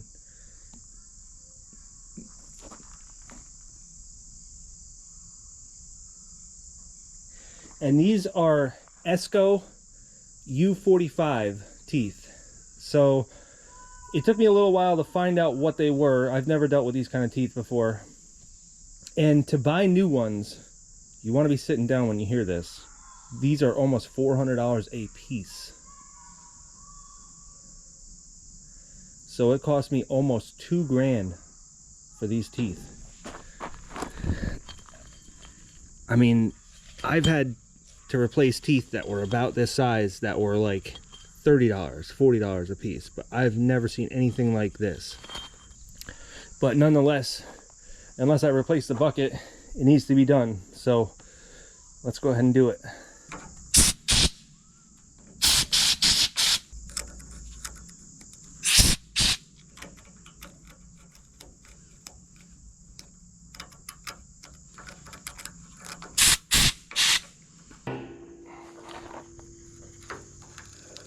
There we go.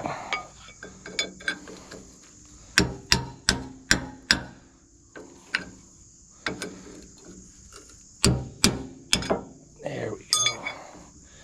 That's what I was looking for.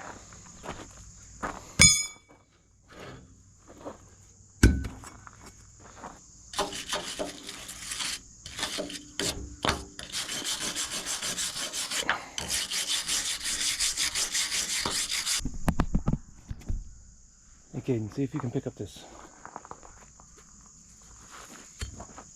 You got it?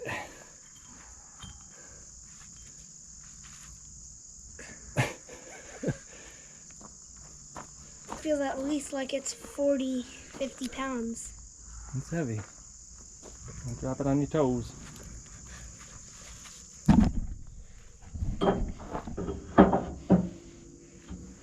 It's a big old tooth, huh? Oh, that's way bigger than that.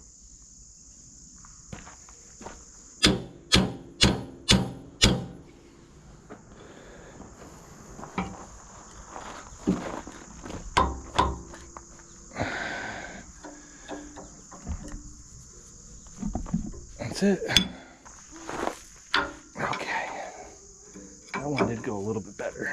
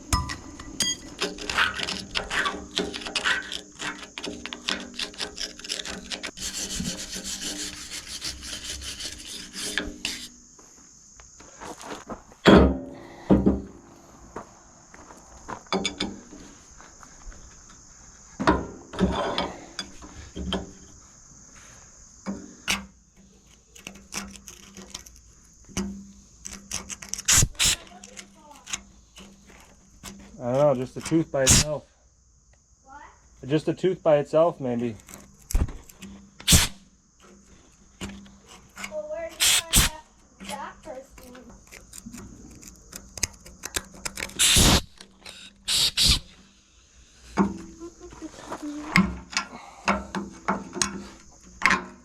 There it goes. Now it's starting to... Oh! You can see some of the green paint. Yeah.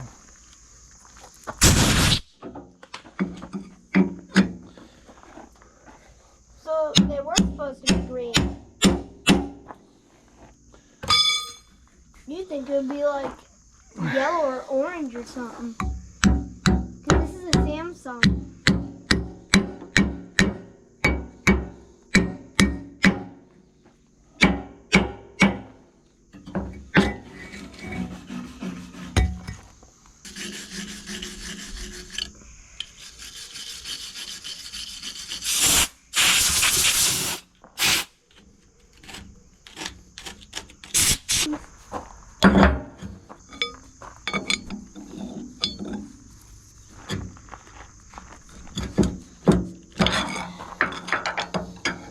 this one's gonna be really hard. Look at it.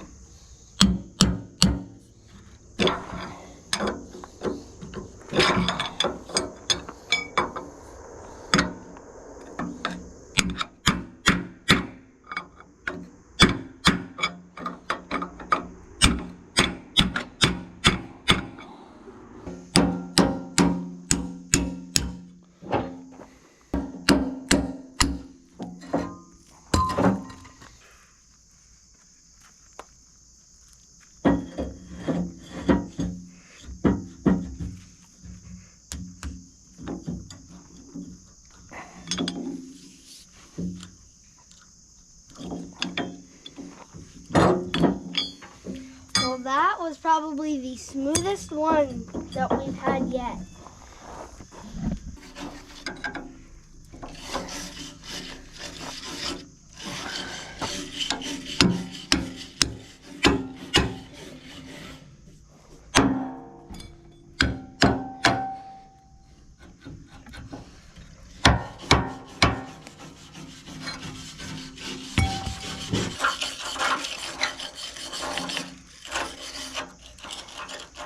What was that? Perfect.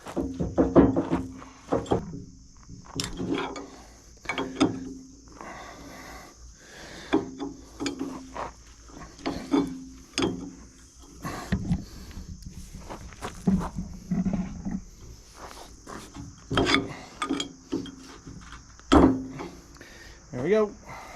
Thing is every time you do one, you get better and better and quicker. Yep. Well, why don't you hop in there and try them out. This is what my hands look like every day for the last couple weeks. Between working on this machine and the other machine I got in there.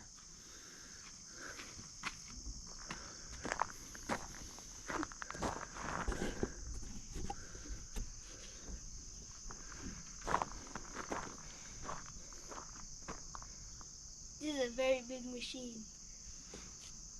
You got a very big smile on your face.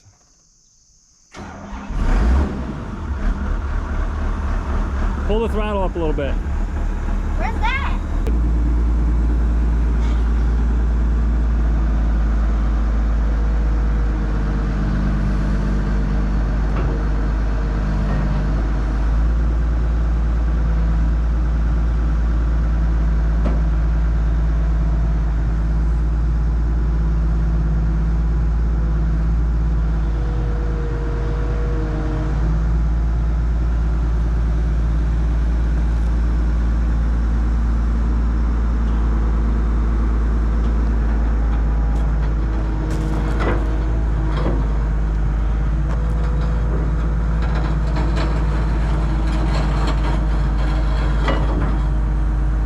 That's pretty good.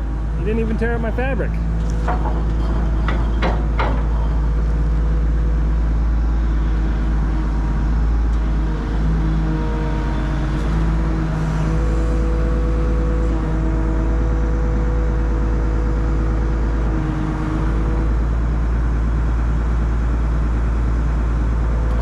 Try to keep it level with the ground.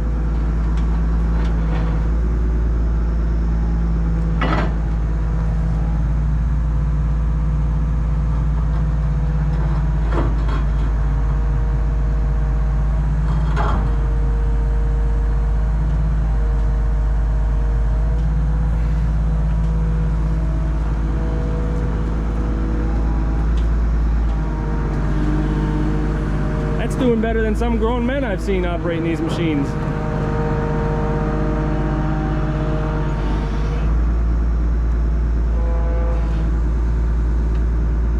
Need a little hydraulic fluid in there. It's a little bit low. You can hear it groaning. This thing takes like 80 gallons. Lost a lot of fluid when I was rebuilding those cylinders. That's good because it was contaminated with water anyway, so I want to do a flush.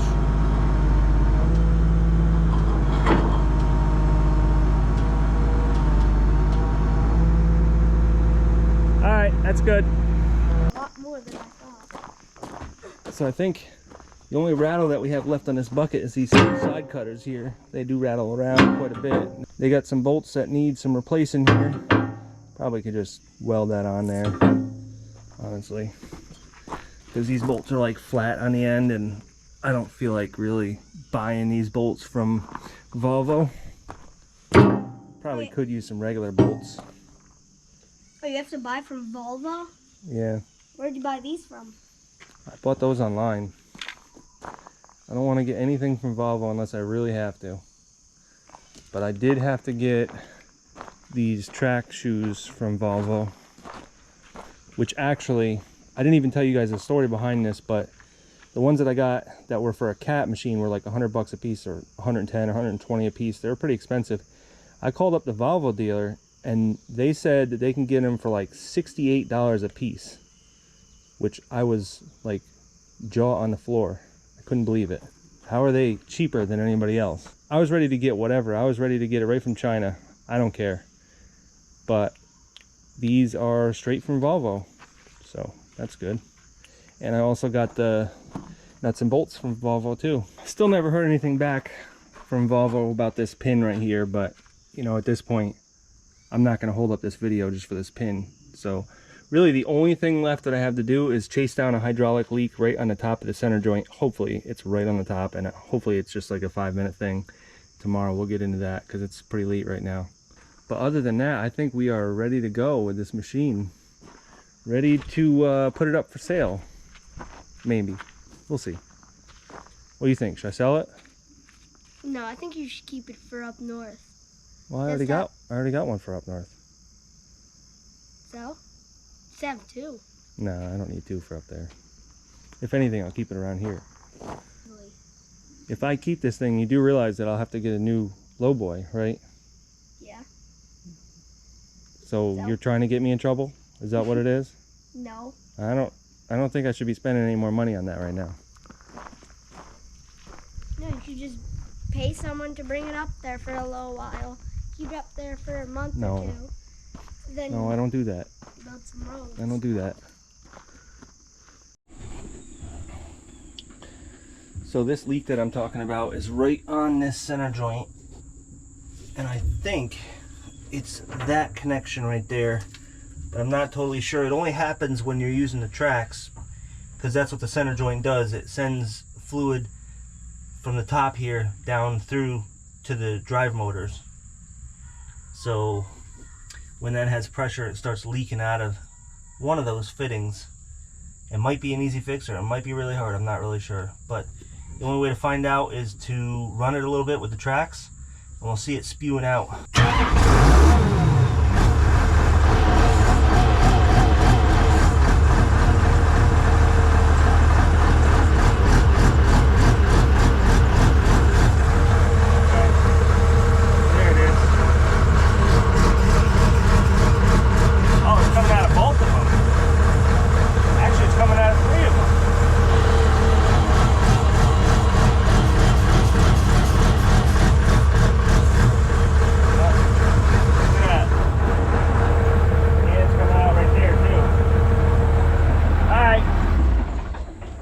There's 3 leaks there.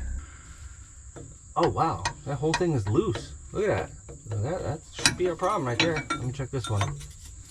Look at that. Maybe that's all it is. I don't know about this one though. This one, I don't know if this one's loose or not.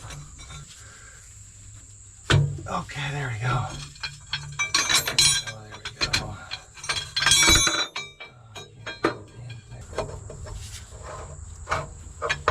Really didn't tighten up that much.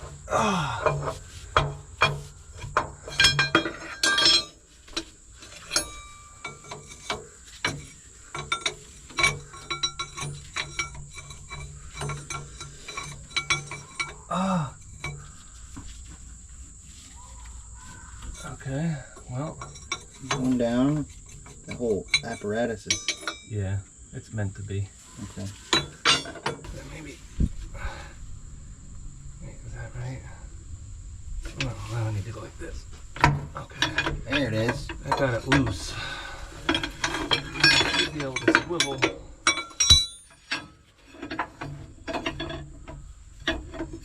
The bottom one separately. From the top, I'm hoping.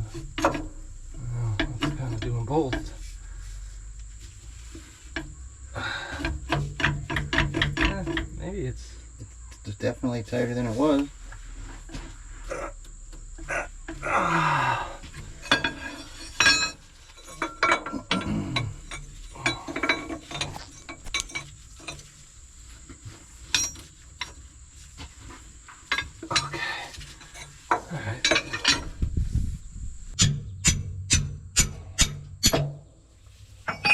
Now it's loose.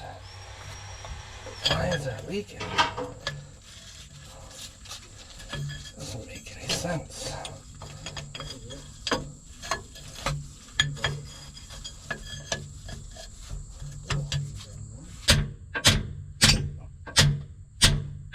Man, I don't know why it was leaking. It wasn't even loose. Well, maybe I got a little bit tighter. I don't know.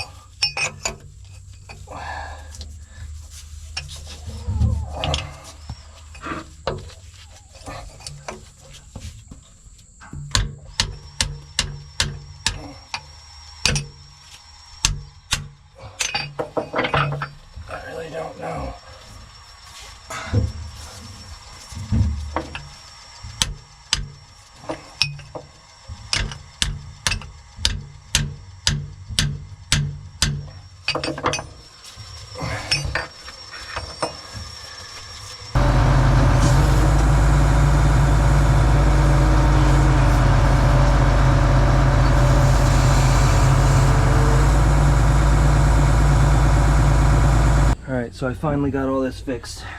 That was not easy. It is not easy to access anything down there.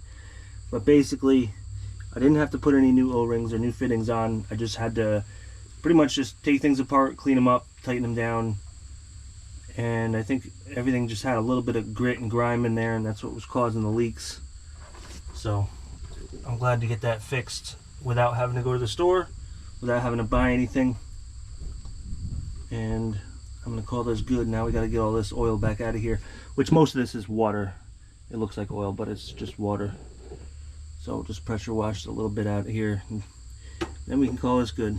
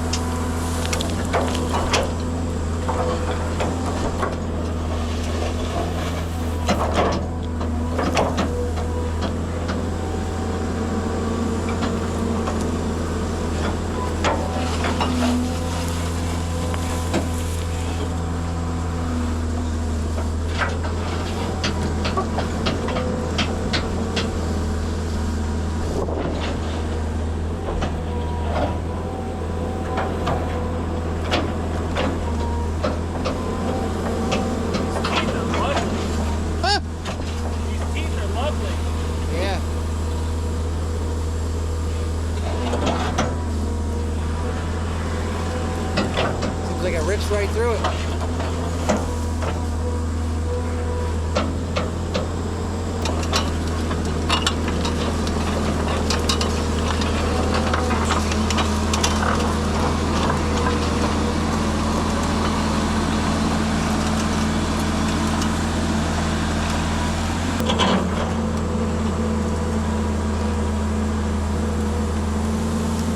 It's so powerful, I can't tell if I got a handful of beads or a full bucket of dirt.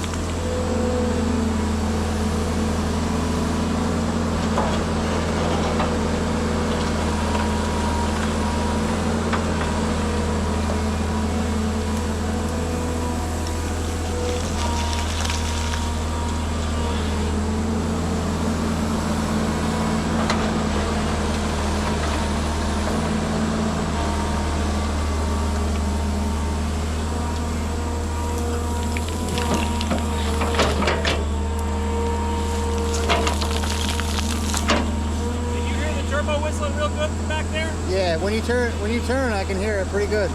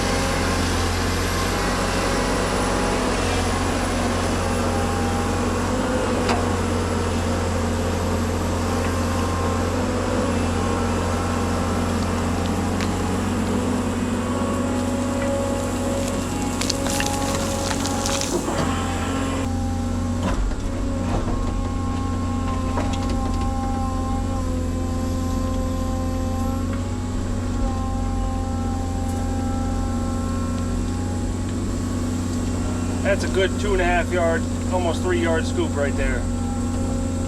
You know, it doesn't look that big from in the cab, but that's a big old bucket.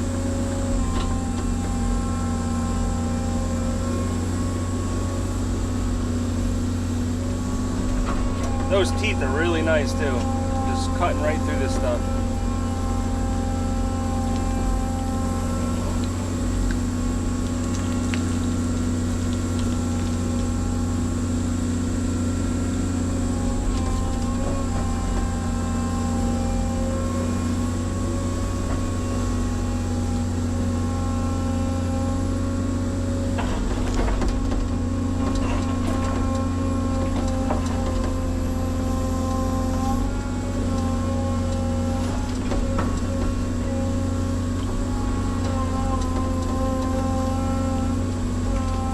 Wow, I'm actually really impressed with this machine.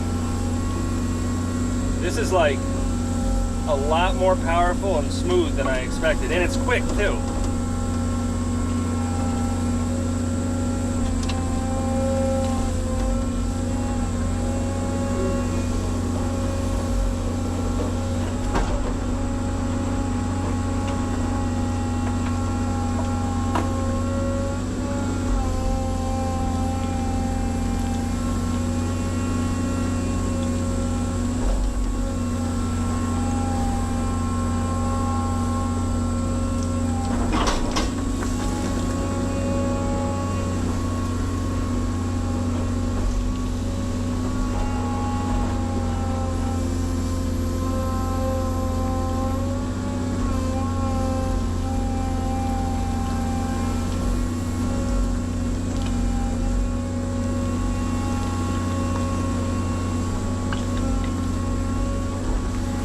Look at this bucket when I go side to side. There's no play at that wrist pin whatsoever. There's just a little bit of play with the shims, but like I said, I got more shims on the way.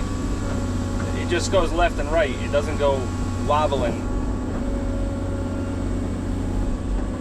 That's like 1,000 miles from where it was before.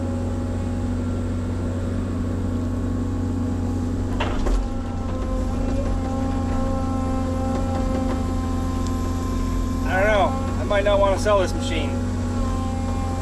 Might just have to get a bigger lowboy. The problem really isn't that I can't carry it with the lowboy. It's the fact that it's not going to be balanced unless I go to a scale. So I have a 35-ton lowboy, so it's more than capable of carrying this. But you'd have to be really balanced on those axles. And if you're not, you'd be blowing tires and getting thousands of dollars in fines from the DOT and stuff. Plus I'd have to get an oversized permit, and you can only move it during business hours. You can't do it on the weekends or nights or early in the morning or anything like that. I don't know, we'll see.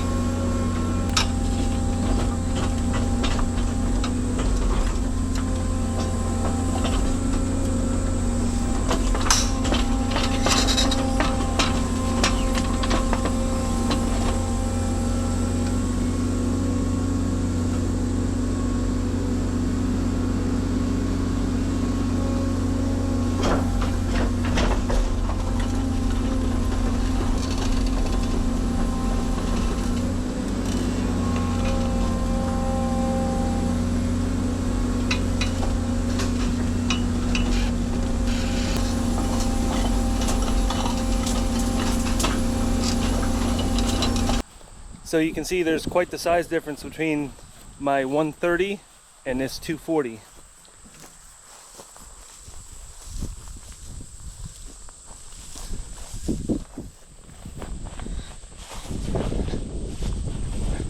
It's really just about twice the machine.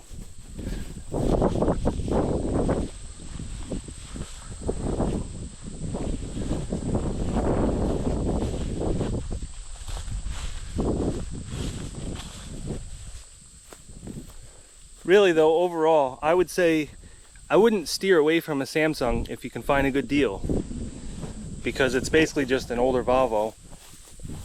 You can still get parts for them, so I don't really see any issue with owning a Samsung. Both of these machines have Cummins motors, Kawasaki hydraulics, high dash final drives. Those are all good components. So as far as what I've got into this machine so far, basically I bought it for $8.